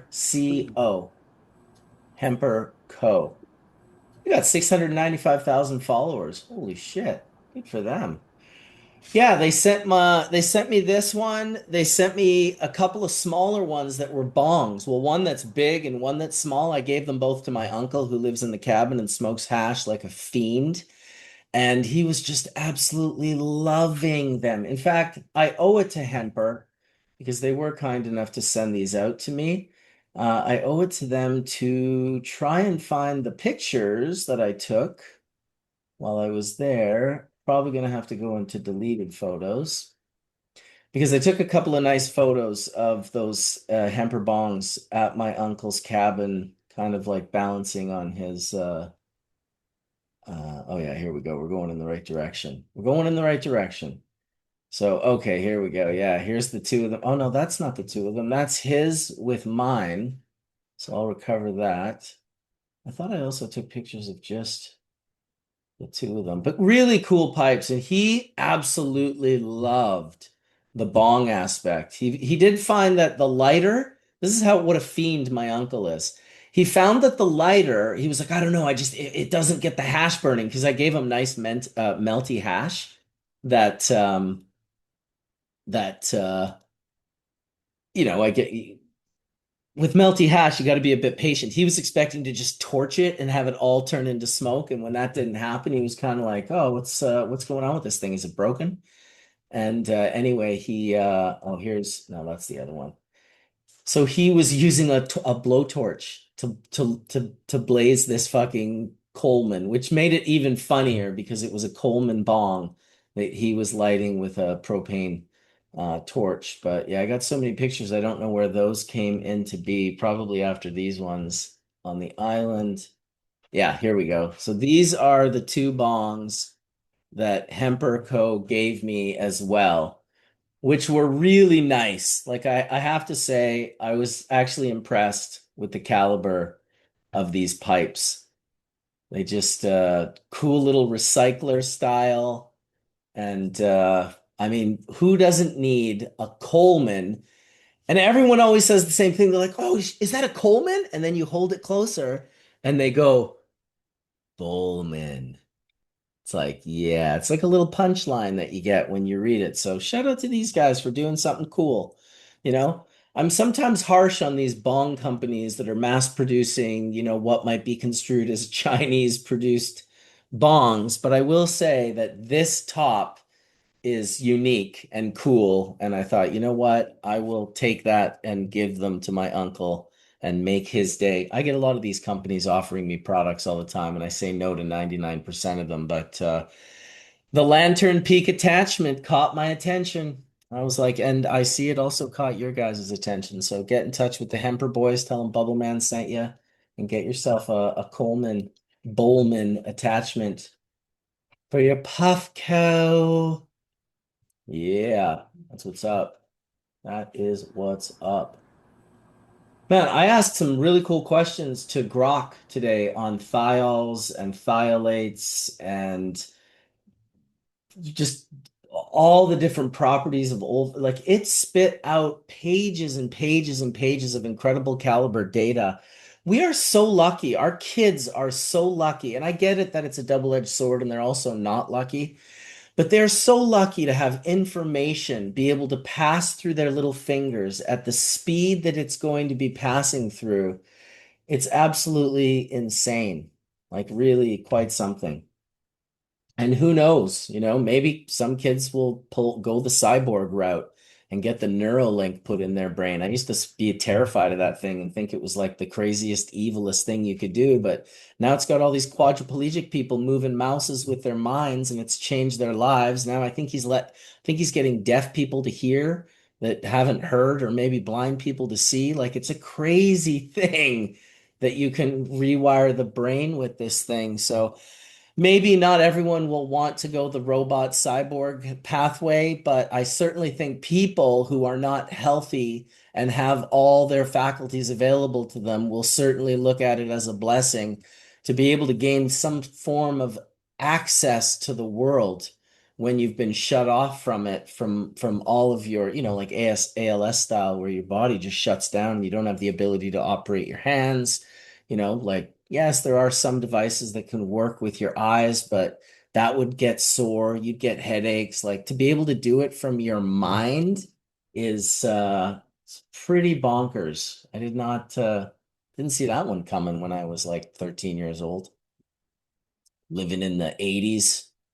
Yeah, now living in 2025, almost 26, we're at the cusp of, these tools that have, AI has been around for over 25 years, but it's now the right tools to be able to access them have been created, right? And I think the same thing for creativity. You know, I live one hand in the creative world, one hand in the cannabis world, and I hear sometimes a lot from the creative friends that I have that they're not scared of AI. In fact, they're just yearning for better tools so they can Oh use yeah, it, exactly. right? They're not saying, "Oh my God, don't bring this thing." They're saying, "Well, cool. Let's figure out how to actually make intentional tools to actually use it." Now, we've done that with ChatGPT where we can give prompts, and that's a really neat way to get a result. But in terms of creativity, it's still really hard, Like Adobe just unveiled their version of it, and it's going to keep kind of developing, and just roles are changing. They're not going away. They're evolving, you know. And I think that's the thing that I've kind of looked at it. It's a beautiful tool if used in the right context. It really is. So, Well, you're not but wrong. It's been around for a very long time, since the 40s. In fact, I think Turing did his thing in the 50s. yeah, Um, yeah. Like when I had an opportunity, when we had that opportunity with Pax Labs, it was like immediate. Like, yes, let's try it. Let's see what we can do with this thing, good, bad, or ugly, and let's see what happens. And it was neat. 3 years later, we talked about it on the show, and probably 3 years from now, we'll have another iteration that's even better and has more data and more better understanding of it, and just keeps evolving in all the ways. Like you just said, Marcus. It's an incredible tool to be able to just put these things in and then get answers back that who else are you gonna ask? that's You know? it. And just like any tool, some people will be better with it than others. And that's why your Sure. friends aren't worried, because they're like, we already know how to train and practice and learn the use of these tools. And we're open-minded enough Totally. and creative enough that when the new thing comes, because I constantly get into this sort of thing with Johnny B, who's spending a lot of time studying AI. He takes Sure. courses, he's studying, he's getting these certifications. And I'm kind of like, dude, like, I don't think anything you're learning today will exist tomorrow. It's fair. I I mean, think it's AI is totally in this fair. it's in this pocket right now, where in the next 3 to 5 years, where it's like, if you spent the next 2 years training for AI, do you think any of it would be relevant 3 years from now? No, I think it wouldn't have this same relevancy, but I think you would have at least the knowledge of like what the tool can do and I how mean, the tool maybe can be it's used. so multi-dimensional that it could just be like, fuck, it's like disappearing from here and reappearing from here. How is training here going to help you for where it's going? Because it's not taking this short, direct pathway. It's doing this AI thing where it just disappears and then shows up over here. It's taking such strange routes, is what I'm really trying to say, that it's like, Yeah, I think that's today it's accurate. prompts. Today it's prompts. But Yeah, what if someone just writes another AI that's like, no, no, you don't have to do prompts. All you have to do is get this thing to sit in your pocket, and it'll listen to you for like half the day or a week or a month. And then anytime you ask it a super simple question, all of that will be worked into the algorithm. And now the prompts themselves are basically available to you all the prompts. Like it's just the thought of it is mind numbing. Yeah, well, one thing that comes to mind is Midjourney. Like Midjourney is if those that don't know should definitely check out Midjourney. It's probably from a visual standpoint the most advanced that you're going to get. And now they just unveiled a motion version, like where there's narrative, where you could make scenes and animations and things that are in motion. I think it's a great example of that, of how that tool changes over time. Is really unpredictable. And how are you going to use that? Who knows, man? You know. So I think that's just the thing that I agree with you. It's like, but I also would say in the same breath, like you should know at least figure out how to use the tool and the tool a little bit, and from there, if it changes, at least you have some sort of understanding of it. You know, Yeah, that's for the only thing I sure. would say. But yeah, no, I understand what you mean. Like if I it just gets think the big breakthroughs so won't deep, follow a path. The big breakthroughs will be like wow, they'll just appear in a yeah. way that no one could have possibly. Well, and I've already seeing it, and I play around with it. I enjoy it. I Yeah. talk to Grok and ChatGPT all the time. I create logos and thumbnails, and I did a nice one for the aromatic volatile compound show. I did that little thumbnail with the stained glass window and all the beakers of terpenes and Hmm. whatnot. But yeah, who knows where it's going? I find it interesting. It's definitely a tool. It doesn't help me in the garden, that's for sure. But maybe Not one day it yet. will. Maybe one day it will. Exactly. Got my I mean, there's robot. a Bud Scout. I was pulled into a project with this guy, Scott Wilson, who's a really great designer out of Chicago. He was designing this thing for a company that was on a track system that had camera technology that scanned the canopy as it went across every 35 seconds. And the idea of it, just the idea, was that it would learn the plant's growth schedule, what you were feeding it, when you were feeding it, if you're target feeding, if you're doing that kind of thing, and it would also be able to detect bugs and things that are happening on a very minute scale, and then report them back to you in forms of data. So it's a really interesting thing that I was like super into when I got pulled into it, but I don't know how many people have adapted this into their practice. But it seems as things grow and as scale grows, getting eyes, I think about getting eyes on things. We talk a lot about personality of like going in and touching and feeling the plant. This is more of an extension of that in a way, which I thought was pretty cool. So it, For sure. yeah, but that's the only one that I know of. Maybe there's others out there, but Bud Scout, it's pretty interesting. Are you just raw dogging this chat right now, Colin, with no Totally, we got AirPods? kids Just ripping in like behind me. I'm just like I'm trying Just to keep gonna, them out. yeah, awesome, I'm dude. trying, man. That's so good. They're trying to have fun back here, but I'm No, I just, noticed you had no AirPods on. I was like, oh, damn, is he just listening to the audio coming from his phone right now? I am. I'm sorry, guys, if it's too Don't be loud. You sorry. got background No, noise. it's actually it's not loud at all. You sound as perfect as anyone else in the room. looks nice there. Yeah, and it Yeah, looks no, nice. I just I'm walking in the backyard here in Denver, and Cool. the two kids came out. I was like, well, I'll go over in the corner where I can get away from them. That's So hilarious. What's going on, Dad? yeah, what are you doing over there? Standing What are you under the doing, tree, Uncle? We got talking hash. the extended family. Yeah, we're talking hash kids. So, Colin, how do you, you're a person who runs incognito in the world, and that you're as deep in, the cannabis world as anybody. So, when somebody comes up to you and asks you, so what do you do for a living?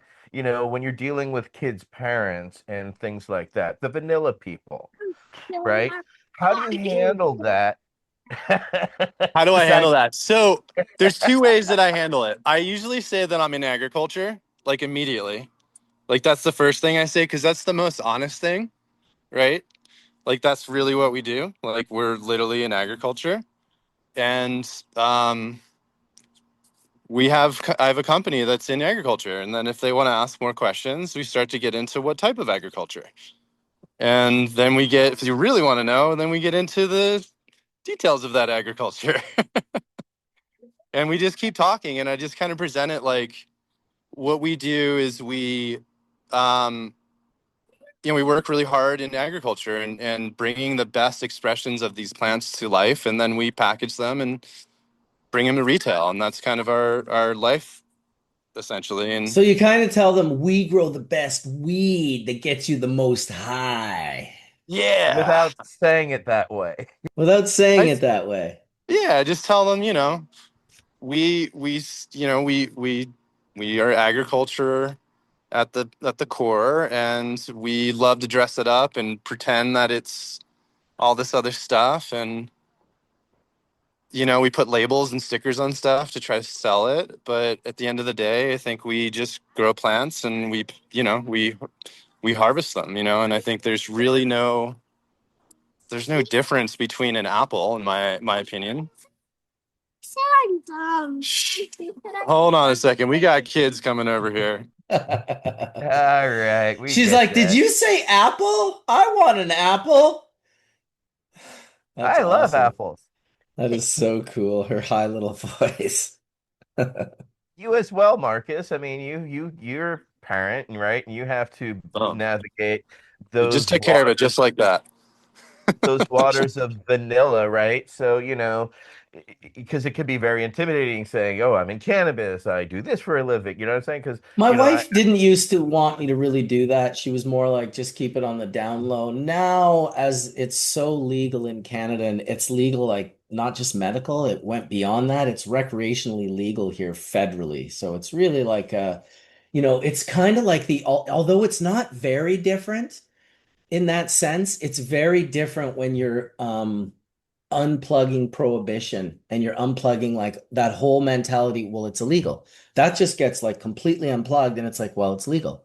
It's like, oh yeah, that's legal. So now all of a sudden, people who might have had a problem with it, not that my wife had a problem with it, but people that might have are now at the airport having a cigarette right next to someone smoking a joint and having a conversation with them because they don't look down on them anymore because they're not breaking a law. It really was that for a ton of people. So the fact that we don't have to worry about that, I don't blast it out into the world. I keep it on the down low. I puff with a few of my son's friends' parents. It's not always the conversation, but when it's business conversation in regards to what I do, I certainly don't hold back in any way, shape, or form. And I'll talk about Hash Church, and I'll talk about, the brand, and I'll talk about consulting and the hash making and the bags. And for me, it's kind of hard not for me to talk about like all of these things because they're the basis of my foundation of being in it, like my activism in hemp and getting hemp growing and being a part of that history in Canada, doing the BC Compassion Club and getting to play a part in that Yeah. history was also very humbling and an honor. And then Yeah. being able to get arrested and be the first Compassion Club court case in Canada, get off, get my money be given back, get no fine, no time, and start bubble bags because of it was just like, fuck, it felt like fate. Felt like this is like your fate. You have to travel down this pathway because this is what you're doing. And what a wonderful, beautiful honor that I got to teach, inadvertently and advertently, so many amazing people around the world about how to like use water and ice. Really, it's not rocket science. It's very quite simple. Yet, for me, the way I taught people and the way I naturally did it was with a flare of passion because I was obsessed with it. So that brings me into like, like a chef would say, I recognize that. I have that in the kitchen. What you got going on there, I have that over here. So I've had that conversation with 100 chefs over my time as a hash maker. And just my articulateness and my like very anal and very just like, oh, I just want to, the way I presented it, the way I helped popularize, and it certainly has grown well beyond anything I've done. But back then, I was a major exploding force of this process, and lighting the way I looked at it was I was like a little flame, and what I wanted to do was I wanted to start a big fire. But it's like the majority of people are like trees, you can't just light a tree on fire, or a log for that matter. But like then there's like the bubble ambassadors, which they were the kindling, right? These people that were like smaller pieces of fresh dried wood that were just ready to ignite with like a sentence of like, oh, if it don't bubble, it ain't worth the trouble. It's like, you got me. I'm in for life. I'm a lifer. It's like people really did that shit, dude. Like people got into this shit 25 years ago and literally I'm shifted one of their them, dude. path. I'm Yeah. one of them. And I just mean, went dude, down that shit forever. fucking moment I pulled the first bag, I was like, holy shit, I know the eyebrow dude. raise. I called it the eyebrow It raise. was like, yo, I'm never doing anything else but this. You kidding me? Dude, I know, I couldn't believe it. I used to be amazed when people were like, "Oh, that's a lot of work." I was I like, I didn't see the work. I see the work I now. guess you guys could sit around. I'll just make this over here, I whatever. see the work now, but I didn't back then when my passion was so fucking fueled and Yeah. burning, just like a oil fire.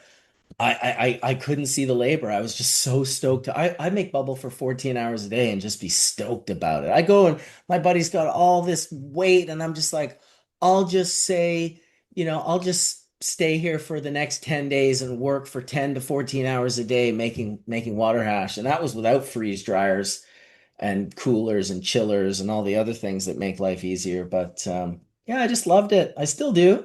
I still quite do, but it's different now and it's amazing. There's so many different ways. I just sold my Sambo filtration unit. I had one that Charles put at my facility, a V1, in order for me to demo it and sell it. And so I've been demoing it for quite a few different people recently, especially, and recently, just super recently, a group bought it.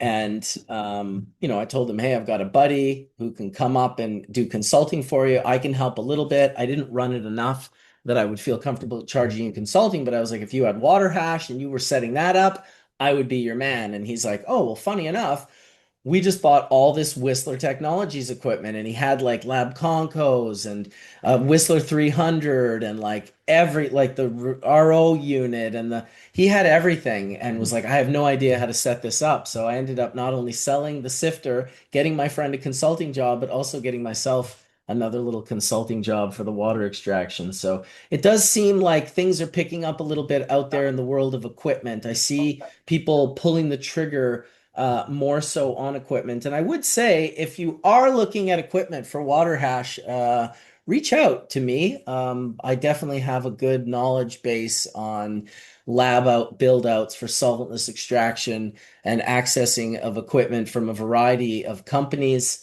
whether it's rosin presses or freeze dryers or ice machines or RO units. There's a lot to put together. And if you do any of those one things incorrectly, it does cost you more than it needs to. So my interest is always to save people money.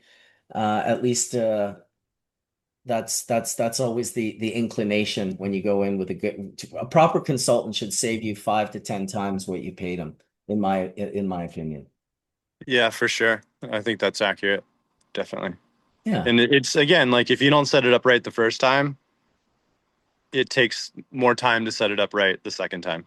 Oh my God, dude, I hate it. Yeah. It's like, here's the worst thing everyone does. They don't put a drain in. Their drain is like this. It's like you can have a 2 inch drain, but have an 8 foot trough that leads into the 2 inch drain that holds 8 gallons of water or whatever it is, if it's 6 to 8 Yeah. inches deep. And so, yeah, you're right. It does take a lot more time. It's much easier to do right the first time you do it. That is for sure. And I've built enough of them at this point in time to know that, well, when people ask me, Colin, well, how much are you going to cost? I always say, how much do you want me to save you? Like, do you want to save 50 grand? Do you want to save 100 grand? Yeah. Like, you tell me. Well, I had someone say, well, we're paying you a lot of money. And I said, well, you can always hire somebody else, but you're not going to get the same Absolutely. service. Yeah. You're not going to get the same results. And that's on you if you decide to do that, not me. I always say you can hire the guy I taught how to do it, or you can hire me.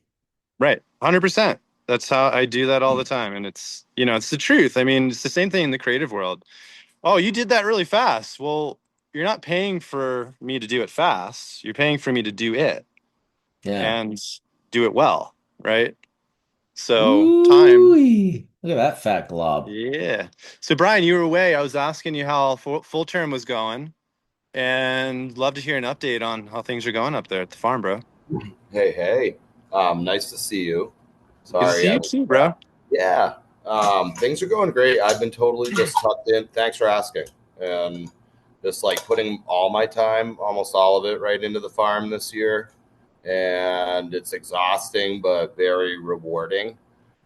So, like, right in line with the conversation earlier, too, just digging in. I really worked on the soil this year ahead of time. So I went back in and like a month ahead of time, charged up the microbes, charged up the protein, residual for them, got thicker on really good dank old neighbors organic certified mulch, hay mulch, like bought on purpose for that mulch both my big houses. And yeah, like making changes to improve health of soil. Josh was mentioning earlier, like maintaining the farm, once it's built. So I've been putting a ton of time just like circles doing the landscaping solo mish here, like keeping 3 to 4 days a week kind of thing with that, and balancing between the business, really digging into a lot of new flowers and vegetables. Love to show you around up here, you and the family on even too. It's actually nice for kiddos to come. I got second run of brook trout stocked in the pond out back. And I was just fishing with my daughter the other day, and she's like, I want to do more of this. I was like, let's go. Well, Let's come on do up it. here. I'm trying to go with like fly fishing only, and I'm rusty. Oh, but great. I don't know anything about fly fishing, but you can teach me. Very little. Here, I'm actually like trying to get back into it a little myself there. But yeah, things are good and working on, the plant health, soil health. Plants knock wood, but look better than they pretty much ever have, and winning on time, and great new breeding types are out there and stuff. Really juicy. Been kind of taking a little time off of social media actually lately, and just like dedicated to the farm space. Yeah, that's awesome, man. That's good to hear. How are you doing? Oh man, super busy. We're we just launched a vape line with solventless. We extracted some terpenes and did a blend. We did cultivar specifics under a brand called Radio that we just launched, and then we're about to launch our solventless and kind of turn on the lab fully for the first time. We've never done that. We just kind of have been worrying about flower and just trying to build off of that, because the market is just not, they don't really understand. Like, I know they want rosin, but like, I don't want to make a bunch of stuff that's going to sit there, So I've been trying to help build the market and build our name and, what we do in the market. And it's, it's been great. I mean, we're outpacing some of these big MSOs, man. I mean, it feels good, but it's, we've got a mountain to climb, it's New York. But yeah, we're just about to turn the lab fully on, and when I get back, we'll be ripping that thing fully. So yeah, it'll be exciting. And then I can start like ideating on like, what do we do next? How do we, how much material can we get on a consistent basis? And then we can start talking about other things that I want to do with friends such as Marcus and others. So we, it's slow, but it's good. We're doing it at our pace, because it's totally self-funded. It's just us. So it's been cool. It's been a lot of work, man. But I like it. I love it. I wouldn't change it. It's a lot of pain, but a lot of reward at the same time. Good luck, and you're like one of the best and at what you do and everything around. So honestly, thanks, man. For success, and anyone whose gets to be in line with what you guys do is actually going to feel that passion, feel the love for it. And it's like a sponge. So it comes out, and it's not coming from other places. It's coming, from the heart that you have for this, Thanks, man. Yeah, no, I like Marcus, like just like Marcus, man. I live for this. Like, this is like, this fully encompasses my life. The other side of this red wall is my grow room. Yeah, exactly, man. Exactly. I live in my barn. It's just, 25. I don't know what else I'd be doing. Word, man. For real. But it's, it's just one of those things. But it's, it's cool. It's been fun.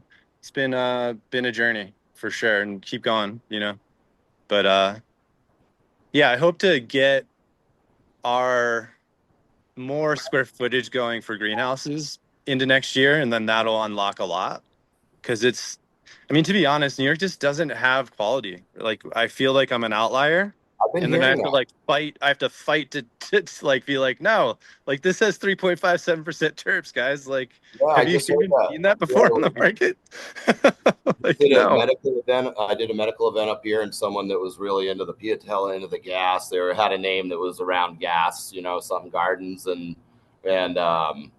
anyway, they were really into it. I said, "Well, what's going on?" They had a med card from New York in 2021, and they just said, "Oh, we'd come up here, to Maine to love these events with micro small batch people, and they know the ones that they're after for small batch, and very aware, I think know the difference that is one of the differences, not to knock macro or micro either way, is that's just a difference in the marketplace, right? Yeah.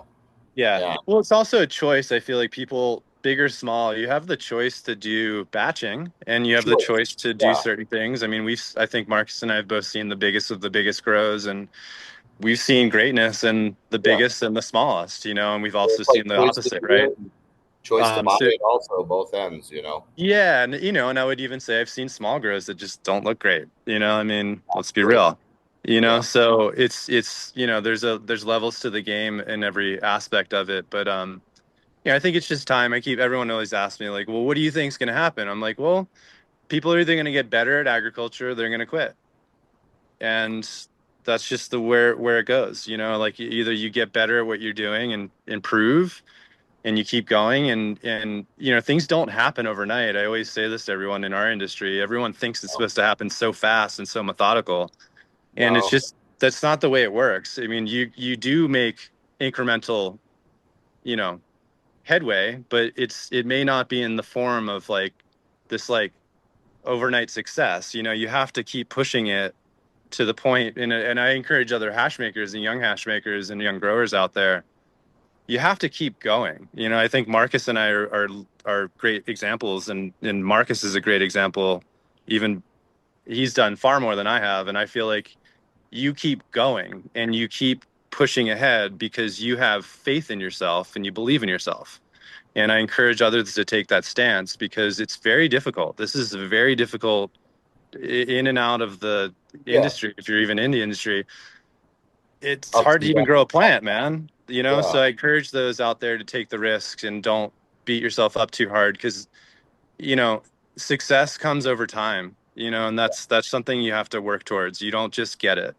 And there's Yeah. going to be inefficiencies. Shit's going to happen, you know? Hey, Organic Farming is on fire right now. He just wrote this, sorry to cut in, but Colin, your breeder alter ego, your band name for Yankin Roots is Paulin Calmer. Calmer. Yo, Colin Calmer.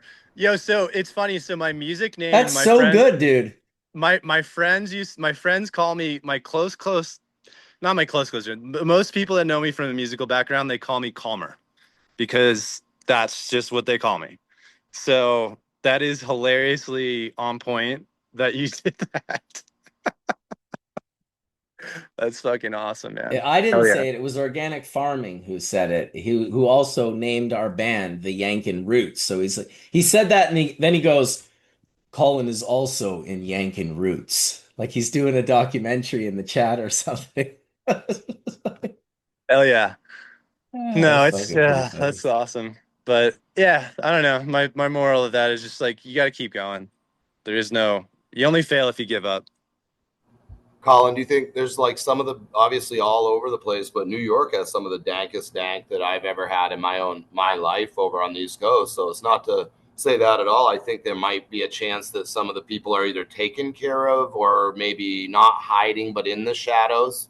And it's maybe, I or just what do you think? I don't think a lot of the guys that got micro licenses are fully operational, and that's also the truth. And then those that are doing like what I have, which is a 12,500, they're not stage. They're like going, they're going 12. Managing 12,500 square feet of canopy that's a Yeah, different ball game than absolutely. anything you've ever seen if you've never done that before. So wearing those shoes as an example, I think you have to grow into them, and it's something that takes time. I can't say that when I first ripped off 14,000 square feet, everything went perfect. I'll tell you right now, it did not. And you learn, and then you get good, and you figure it out, and that's it. I remember when I was like in 2018, my partners at the time were like, who do we hire to run a half an acre indoor? I was like, well, let's ask a question to ourselves. How many half acre indoor facilities do exist in the United States right now? And they're like, I don't know. I was like, I bet I could count them on my hand. Trial and error. And to find someone who has done that before, I don't think you could count them on your hand. So I think you need to have perspective, and we all forget that the largest grows in Northern California were around 100 pounds, right, Etienne? I mean, the elders would get pissed. They'd freak out at you if you went too big. I mean, they'd be like, dude, you're blowing it up. We're gonna all lose it all. Yeah, you're gonna expose us, right? Yeah. You have locals that would be like, "Yo, tell them it the fuck back, kid. We're gonna get us all busted." 100%. I mean, I know I had that a season I spent out there. We were just all the East Coast kids. Yeah, some of them still go there, but like you said, probably not appreciated in the neighborhood so much. Yeah, well, you got to play nice to be able to survive. I think that's one of the things that I've learned my elders taught me is it's cool to be under the radar, dude, because that's how your longevity is. Sure.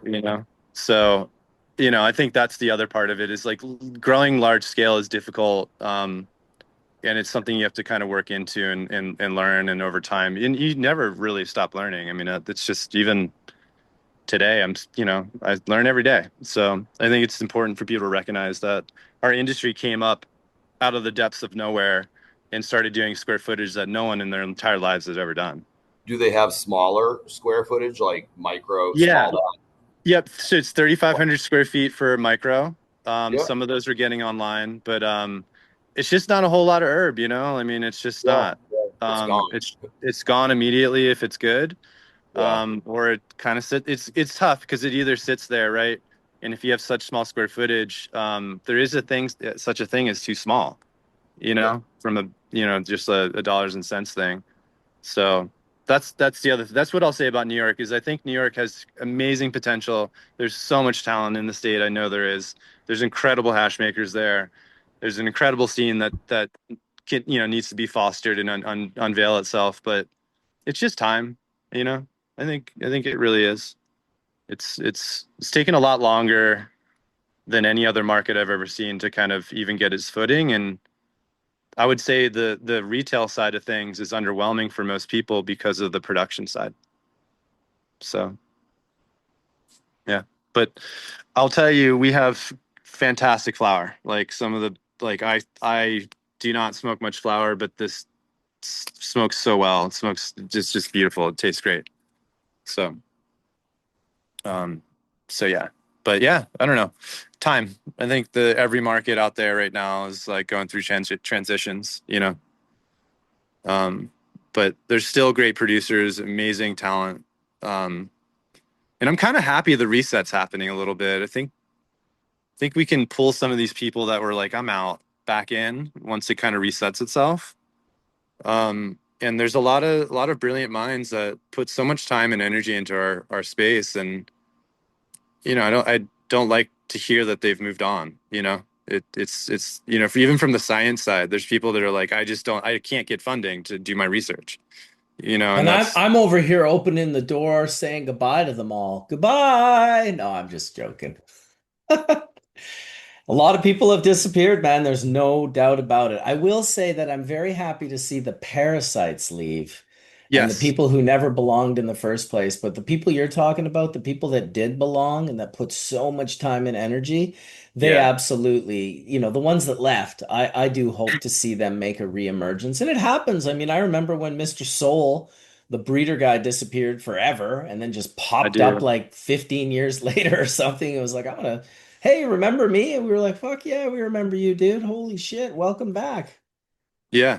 I remember asking you about him like years ago, and you're like, yeah, dude, he went to do wine or something. Like, I can't remember. Like, you said something like that to me. Well, that might have been Steve. I don't know if that's what he did. Breeder Steve definitely went and did wine. He got the Okay. Yeah, that's who I'm rolling thinking deal. of, Breeder Steve. He got the Rollingdale. Yeah, because Mr. Soul was C99, Cinderella Got it. 99. Right, So, right. but you're thinking Soul, SOL, Spice of Life. Yes, that's what I was thinking of. Yeah, Yeah, yeah. I was thinking of Spice of Life. But yeah, Mr. Soul, C99. I grew actually, uh, dude. I think I grew like 30,000 seeds of his stuff, That's a and lot. I saw a lot of cool stuff in his varietals, like C99 throwing like candy gas stuff that I'd never thought could exist in those lines. It was really cool. Um, I yeah, still have the there's original seeds from him that I traded bubble bags for in like 2000. That's it's Brothers awesome. Grimm, right? Brothers Grimm seeds. Brothers Yeah, Grimm's, yeah. I got them I, from Soul. they're like East Coast Canadian company, I I believe, think or what? he's from Boston originally. That's where he found C99, I guess. That's what Oh, he told okay, me. And cool. then I think he just kind of went underground, you know? I mean, he was all over the forums. I remember him being a big contributor Yeah. back in the day. I mean, always writing great stuff, like good knowledge. You know, I remember him on the BCGA forums, like the British Columbia's Growers Association forum, that one that was like the gray page where, you know, all the old heads used to be OT1. And I mean, I don't know who else. Who was the other gentleman? He got there Sly was was his partner. Sly was there. Who Sly was the was his other guy? partner. Who was the guy who was the Canadian breeder that he's just his name's slipping my mind right now. Well, the only other guy is Rick, Mr. Soul.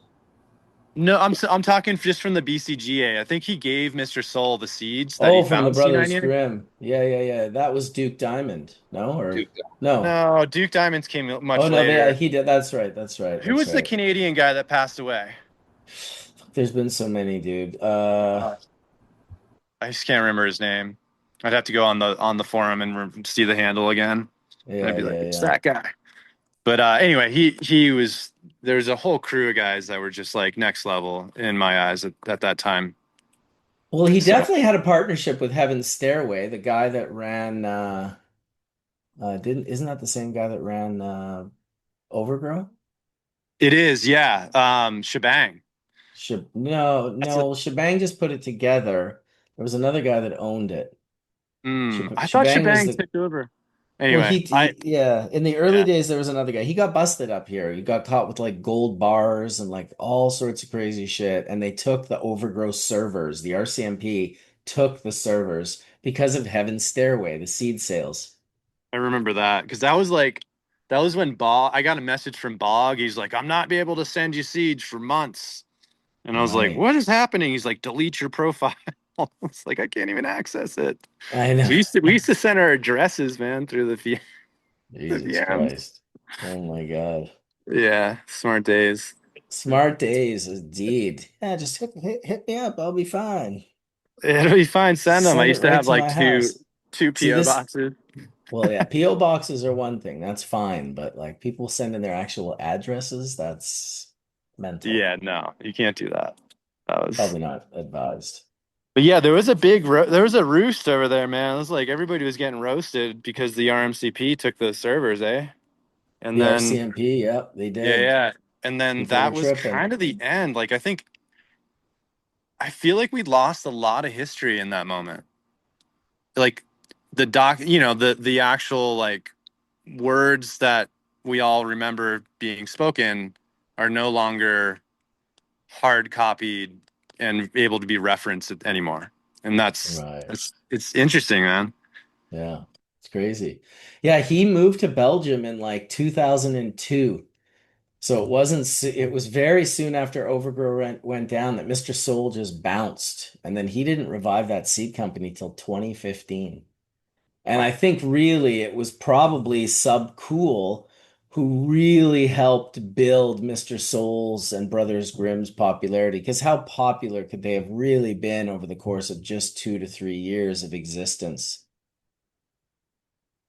Yeah, I mean, Sub was. I mean, God, let's give him his flowers where it's due. I mean, he's the one that. I mean, who else was really breeding for flavor at the time?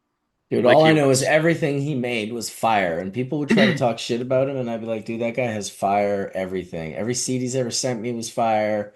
I like him. I'm sorry you don't, but Yeah. I'm gonna DJ fuck with him. I think DJ Short's probably the other only one, I think, Colin, that I can Yeah. remember. But I Not as think much you're right. variety though. No, no, no, no, not as much variety, but he was specifically going for flavor, whereas Subcool was going for a palette of flavors, right? He really Yeah. was Well, a well, pioneer in that result. he understood the plant differently because he was very early on one of the first people I showed water hash to, and he took to it like a pig on shit. Like he was all about the hand washing. He wouldn't do the machine wash for many, many, many years. He was really like promoted the spoon. Shout out to the press club. He supported the spoon mixed method, which was the original way I had showed him.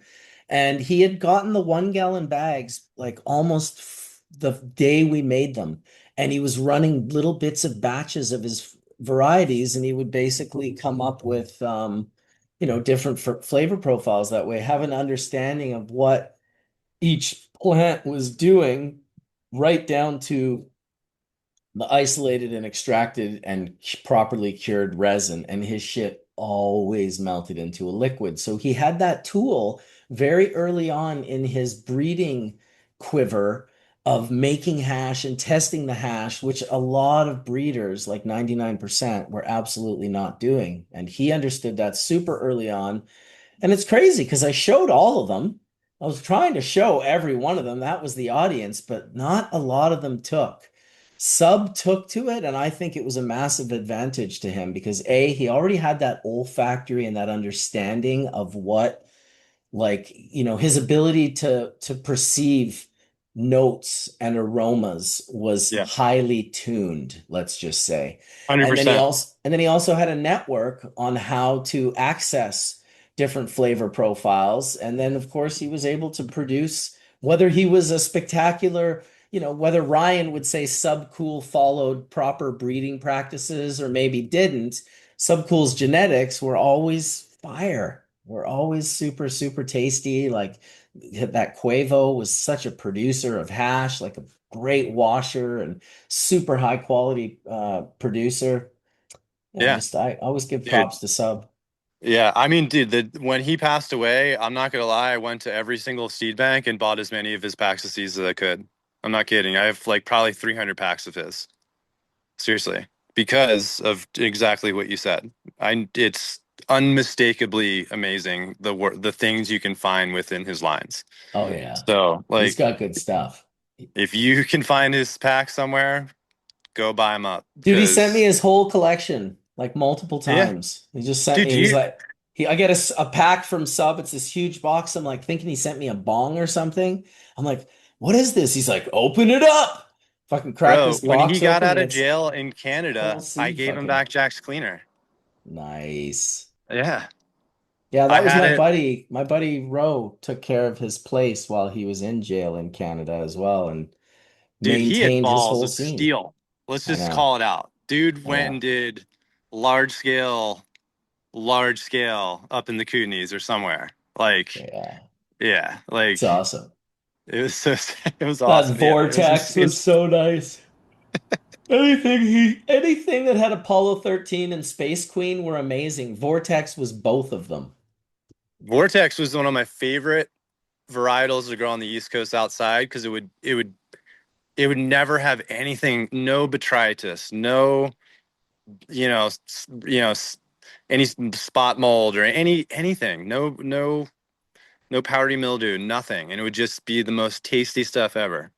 And it Yeah. was Well, outside. It was like incredible, man. I remember growing that stuff in the think about it. 2000s. The Space Queen, that was Mr. Soul C99, but he crossed it with the Romulan to make the Space Queen. So That's why Space his Queen stuff was was so heady, spectacular. Dude, the Space Queen was so fucking spectacular. And then he crossed Space Queen with Rom. Apollo 13, Oh, which right on. which Yeah, became yeah. the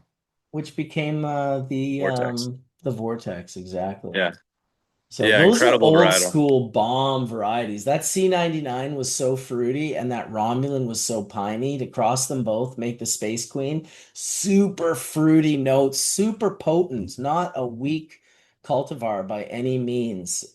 Definitely cool to see those lineages, followed down the Jilly line. bean as well. Big shout out to Jill and that outcross. That crop, that Jilly bean is next level in terms of taste. Yeah. Stuff's great. Well, Even the Space older, Queen, go go ahead. ahead. I was gonna say like what the Jilly bean opened up a whole new palette for him that they never really had before. Totally. Just that super deep candy that just didn't have any gas. It's just candy. It's what he was always Um, looking for, things he didn't have. yeah, That's why he would find sure. them. I was just going to say Queen was obviously it was used in a lot of different breedings, but you can find it in Agent Orange, Chernobyl, and Corkle. Oracle Chernobyl created the gosh, there was a cut that was created from the Chernobyl that was like just next level. Can't remember what we used to call it. Oh man. It was like We a have so heavy many sativa. names. It's It too was bad there unbelievable. wasn't more like fingerprinting and really identifying. I liked what Mojave said on the aroma show the other day in regards to, where Phylos kind of dropped the ball was not drawing the line in the sand and kind of saying, look, we're going to take from the people we believe have the closest representation to the oldest school genetic of that type, rather than just accept it from the whole world. Draw the line, pick the people who we know the stories and the lineages, and use those ones as the basis. And it's just too bad we don't have that from the last 40 or 50 years. Yeah, it's interesting. When I met Phylos, I gave him 30 samples and I was getting kind of housed by my partners being like them kind of like questioning me like, "Oh, are these real? Are you sure these are real?" I had like a proud dad Stewart moment when they came back and every single clone that I said I had what it was came back as what it was, right? Meaning sour was sour, chemdog was chemdog, et cetera, et cetera. But I think you're right when you submit samples and maybe they don't know where they came from, you know, um, and then they submit it as something and it actually doesn't end up being that. I think that's where it becomes convoluted and confusing for the next phase of that, which is how do you talk about it into the open world and invite other people in to look at it and see the data when the data is wrong. You know, it doesn't, it just doesn't make any sense to me. And I feel like that's where Canopedia picked up is like they don't make they're not there to make seeds. They're to make tools for you as a breeder and as a if you're a cannabis enthusiast to better understand the world in which you occupy. And I think that's a better. I wish Phylos had taken that stance rather than the stance that they've taken today. Although I don't dislike Phylos, I'll say that openly. I think that they've done they've tried to do good. They've tried, but they've definitely had some missteps. So shit, am I just They frozen? did. They did have a few missteps, but like you say, maybe Anyone? someone will come along and do it again better. I like the idea of aggregating the data. If the data all exists, maybe one day AI can aggregate it in a unique and cool way and create graphs and concepts and ideas from this data that currently we're really unable to fully understand. But yeah, I'm telling you, I was really excited about that aromatic volatile compound show, dude, and going deep into the flavors and that's to me the direction I want to take in cannabis. Now that I have my brand establishing in states, I want to shift my attention to make sure that I'm working with people who that is their focus. The people I want to work with who are breeding cannabis, that needs to be their focus for me to really want to breed with them. So, work with them. I Well, need, I need, yeah, you you like that, Etienne? For me to breed with them. I'm gonna breed those motherfuckers. Well, I kind of wanted to take it in another direction. I had a kind of a question. An elder kind of reached out and asked. I wrote a long diatribe on it, but I thought it would be an interesting question to ask because, you've got your experience in Canada. I've had my experience here in America. And of course, Colin, you've worked on both sides of the fence here. So this is a universal kind of series of questions. So they come from Fred Gardner, who is a elder in our movement who started O'Shaughnessy's, the newspaper. So I mean, he comes highly regarded. He did his undergrad at Harvard. You know what I'm saying? He was also a military veteran back in the '60s. So he's 81. So he's an old cat. So this is a question he sent. It is widely acknowledged that the civil rights movement, by ending segregation, not everywhere, changed our society significantly. The medical marijuana movement, by ending prohibition, not everywhere, also changed our society significantly, but it has not been given a corresponding acknowledgement. Why?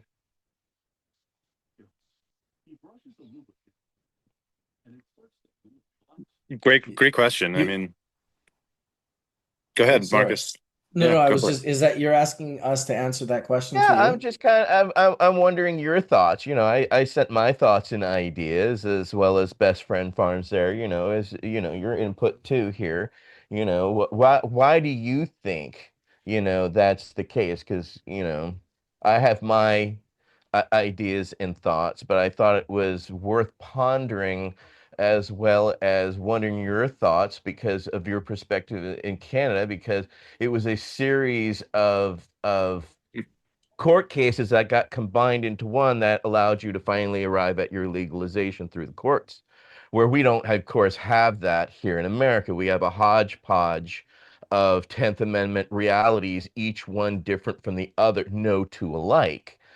So, whereas we know the civil rights movement was quite significant, as well as it became a small regional, then national, then international issue. The same that cannabis has, but it doesn't appear in the same light. Why do you think that may be? I would say that because we're still in the infancy of cannabis being legal and accepted, and even still, it's not really legal and accepted. Even in your own country, it's still federally illegal. So I think that, the civil rights movement has had so many decades to sink in and soak up. I don't think it was so wildly respected, maybe 6 months to a year or 5 years after it might have taken the 25 to 30 to 40 years for them to look back through the line of history and see just what a profound moment in historical time that was. And the history of it is very interesting too, because obviously, like I grew up very, pardon the pun, but it was very black and white slavery. It was black and white. There was white slave owners and black slaves. And then as I got older, I learned about all these other groups that were enslaved. And I learned that indigenous people enslaved different indigenous groups. And I learned that the Irish were enslaved. And I just didn't know any of this stuff. And even when I kind of talked about it, people were kind of like, would get sensitive about it, like, no, slavery is for this group and this group alone. And I am quite certain that slavery still exists to this day, from the trafficking of children to the trafficking, sex slavery, labor slavery. Like it's definitely not over in that sense, um, which is fucking terrible when you think about it. But yeah, I just think cannabis is still a little bit younger. I also have always thought, and this is the conspiracy person in me, I've always thought that, you know, I guess to the deepest, like if we were on the 5 grams of mushrooms and I really cracked open and told you, I'd probably say, look, like the demons, they don't like the cannabis. The demons, they like the sugar and the cigarettes and the booze and the pharma. They like what my friend Terry, the guy that used to make that red oil back in the day from the Kootenays, would call the deadeners, the soul deadeners, the ones that just twist you off at both ends, just twist you off. So now you're disconnected on both ends instead of being in this like morphogenetic resonance of your species. Yeah, it just it seemed to me that cannabis would change the way you I was still trying to wrap my head around it when they finally gave it to us, when they finally said we could have it and that legalization was going to happen. Even though I get we fought tooth and nail for it, it's still them deciding that they lost. Do you know what I mean? Like, even when you beat them, it's kind of them deciding. They still like, it's almost like they have to let you beat them. Like, it's just, it doesn't make any sense. They control the system completely. Even my wife was she was like, isn't it weird that they're now letting you guys have this? Like, what are they going to do? How is this going to be a negative? Because they don't, Canada, a decade or more after having a medical cannabis platform, the Health Canada states and makes a public quote that says, we do not believe there's any medicinal value to cannabis. Yet they're Health Canada and they're in charge of the distribution and control and regulatory framework of cannabis as a medicine in Canada. It seems to me as a conflict of interest if that group made a comment or a quote saying, we do not believe in the medicinal efficacy of cannabis, that they would probably be removed from that group and you would bring in people that understood the medical efficacy of cannabis. So, long story short, that's kind of how I feel. Maybe one day it'll be different because there are strange similarities with cannabis and segregation and just how you kind of became that segregated group. Oh, you're over here. I'll never forget the first time the customs guy said that to me. Oh, sorry, sir, you're in this line. I'm sure that's what it sounded like exactly in 1947 when you went to go use the bathroom and you got told, oh no, sorry, you have too much melanin in your skin, you're in this line. Because I'll tell you, that's definitely how I heard it. And then I heard it for decades ensuing after the first time I heard it, because legalization took a long time. Like, it certainly wasn't when I was 17. It was like more like when I was 46 or 45 or whatever it was. Yeah, I kind of agree with you, dude. Like the social construct of it all is really still in its infancy. So you have people like, for instance, I rolled a joint up yesterday. Someone was like, "Oh, do you feel weird about having that right now?" And I looked at him and said, "Why would you say that?" I don't feel weird at all. Huh. This is, I mean, you're holding a beer. Like they were literally holding a beer. It's Yeah, like, because it's part of the social construct, and ours, yeah, the propaganda is part of the social construct for us. So even yesterday, I was with my very Christian father-in-law yeah, sitting by the fire at my neighbor's house, and I just pulled out my Bowman, and he was like, "What's that?" I'm like, "Oh, this is like a little electronic dab tool." He's like, "Well, what is that?" I'm like, "Well, the bubble hash that I make, and then I squash it into oil. Well, I can put it in this little bowl here." And I can take a nice little rip. And sure. he's just like, oh, interesting. He's holding it. He's looking at it. He's like, look at that. It looks just like a Coleman. That is hilarious. And he passes it back, and he's going to end up having a beer. He does not use cannabis in any way, shape, or form. But this allowed him to see cannabis without the filter of propaganda. This didn't look enough like a bong to set his energies off. And this looked nothing like a bong. So it was a totally new thing that no propaganda had ever been created against. So he was able to be like, well, would you look at that? Isn't that neat? That's wild. I'm like, yeah, and then you just put the water piece, the mouthpiece on, and you got a glass piece. I said the guy was so smart, Roger, Jolly Roger, who created this company, is that he's created an item that may be perceived to take money out of the pockets of the glass blower who's making pipes for us to take dabs with. Well, this is more convenient. This is more portable. This has no propaganda against it. It checks all of these boxes for new people to be exposed to these products without that wall going up that they don't even know they're putting up, but the media has put that in them for so many years ago. And he said, "Oh wow, so that's like what do you call those long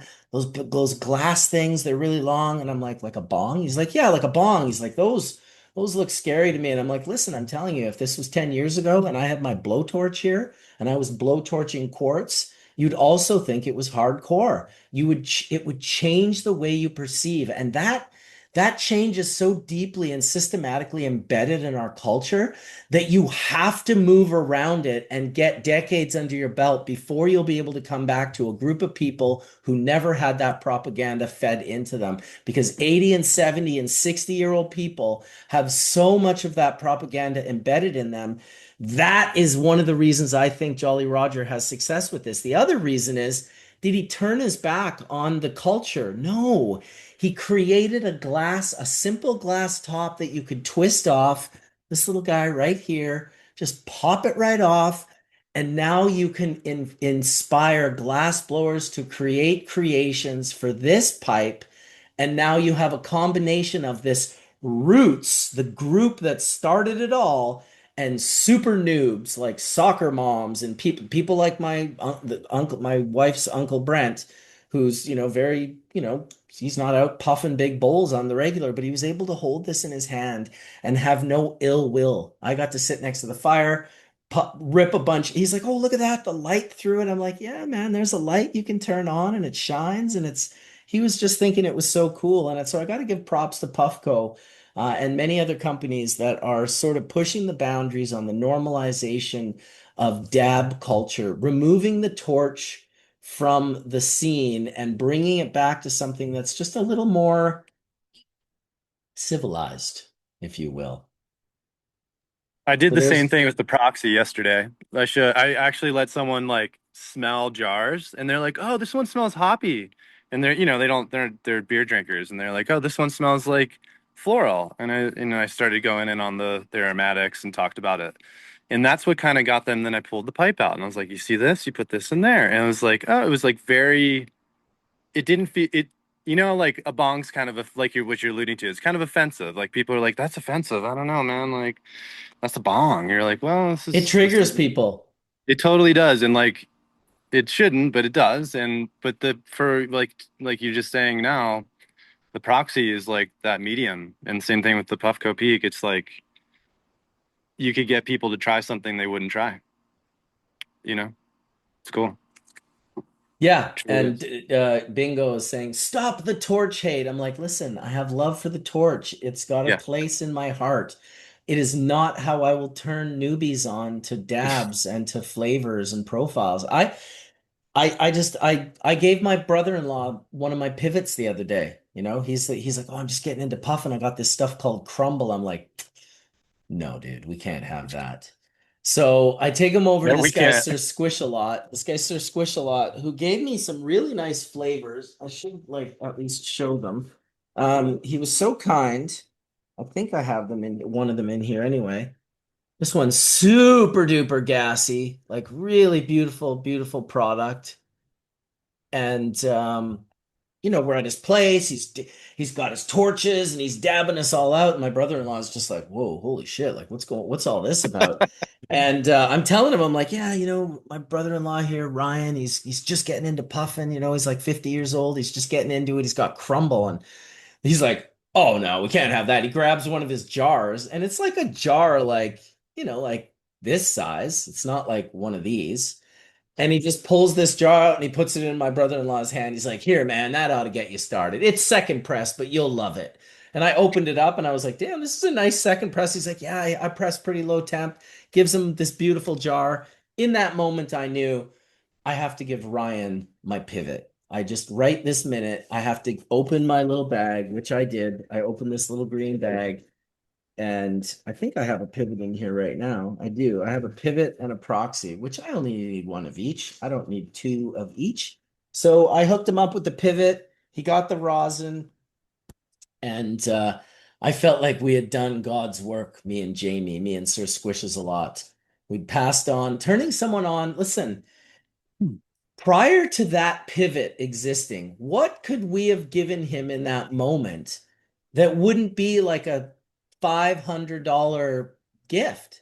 It just made it so much more affordable. It's like 150 bucks or whatever. It's like, "You know what, dude, you deserve this. I want you to have this." Like, so I gave him a whole tub of Glob Mops. Shout out to Bowie and the good folks at Glob Mops, always keeping us cleaned up nicely with the I still have like, my God, I must have I don't even know how many of these I have, but it must be like 100 boxes. He sent me a giant box one day. He's like, "Hey, I'm gonna send you some glob mops." I thought he was gonna send me like five of these, and he sends me like this box that is literally like so full. I was like, "You are the man, Bowie, but you're also a fucking crazy motherfucker." Thank you. That's Great it. though. That's it. That's awesome. Hooking them up like that is like that is God's work. That's like setting someone up properly to have great experiences, and that's unique, you know. Like I don't think any of us had someone that was like, "Hey, like here, take use it." We all kind of had to figure it out, you know. So it's awesome. And you know, it changes everyone's experience. You know, like if when you take a hot dab, man, it's like you don't you're like I don't like it. I don't like that stuff. You know, and you may not understand why, but it's Yeah. because of that red hot dab that you don't like it anymore. And that's It's a big part of it for sure. I think you know, delivering proper dabs and temps and low temps and all these, or dab rights and the tools for properly recognizing the temperature and delivering that proper to me is such a special thing that it's of course you can share Wade Memorial stuff. We would love. No, we have not done. I shouted Wade out earlier. I shouted out Sam and talked a little bit about them, but we did not share any of the memorial stuff. I did get an email from Monica that I lost. Yes, there you go. Perfect. July 12th. So hopefully maybe she'll even let us stream it. I'll understand if she doesn't want to, but we would love to stream and all be a part of Wade's memorial. I don't know if you're going, Etienne, if someone's going that Oh, can film it, if you've reached I out to not only am Monica. I going, I've been asked to moderate the story, his life. So I guess I'm going to be moderating different people from his life, speaking about it. So yes, I am going to be actually part of it. So yes, it's open to everybody. It's in Nevada City, and yeah, I'll be going with my emotional support human.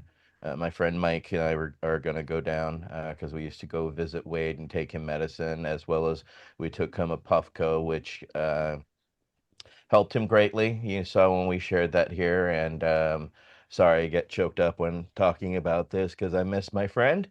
Um, but yeah, we're gonna get together and celebrate his life because we love him, we miss him, and this is gonna be for us, and especially for Monica. So send your love and appreciation, and that's where we will be at Miners Foundry. So if you're able to come, cool. Stop by, say hello. If you're unable to, I'll do the best that we can, but I'm part of it, so I won't be able to be the streaming. Yeah, well, But I'll reach out to I'll Monica see. and figure that out if she wants that in the first place. And if she does, I will absolutely stream that. Even though it's on a Saturday, we will hit it. We will bring it. We will be here the whole time, and I'll let you guys know. You'll see it on the channel show up if Monica wants that. She sent me an email while I was away. I opened it. I glanced through it. I was like, "Oh, I don't have time to read this. I got to read it later." Then I lost it. This happens to me all the time with emails. They just disappear into the ether. I have so many different accounts that are feeding the one umbrella account that I definitely, I mean, it's probably only less than 1% of my emails, but it definitely happens. And it happened with hers. So I did send her a text the other day. I haven't heard back from her yet, but hopefully we can stream that because that would be just a nice vibe to listen to people say beautiful things about Wade, to hear about Wade, to see photos of Wade. I would very much like that because I can't just go down there right now until I get that waiver happening. So. It's okay. You'll be with us in spirit regardless. So we understand, but we do look forward to a time when you can share space and time with us. yeah. Well, we love Wade, you know. He was such an important aspect of our Sundays. It's be great to honor him, you know. So what we should do is I was thinking about is I was thinking if we get some of his genetics, we could maybe do some outcrosses and provide them back to the community. That might be something that, you know, in the spirit of Wade, might be a great thing to do.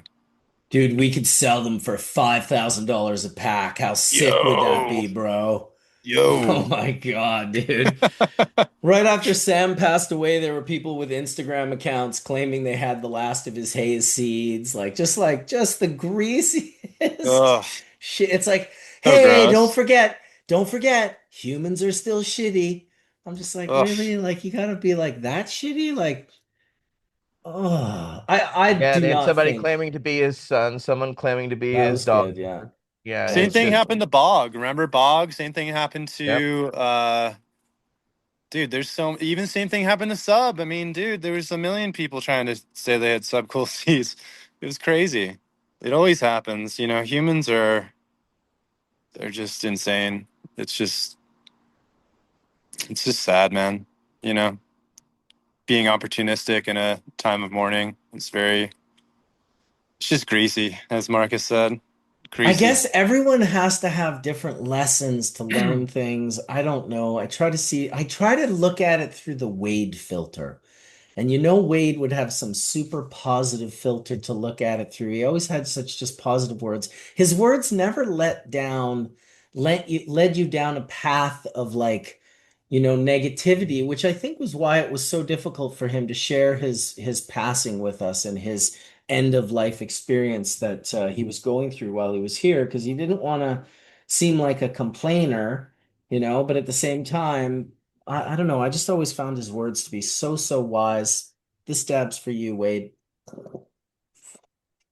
Yeah, I remember Yeah. when he came on the show and told us he was gonna.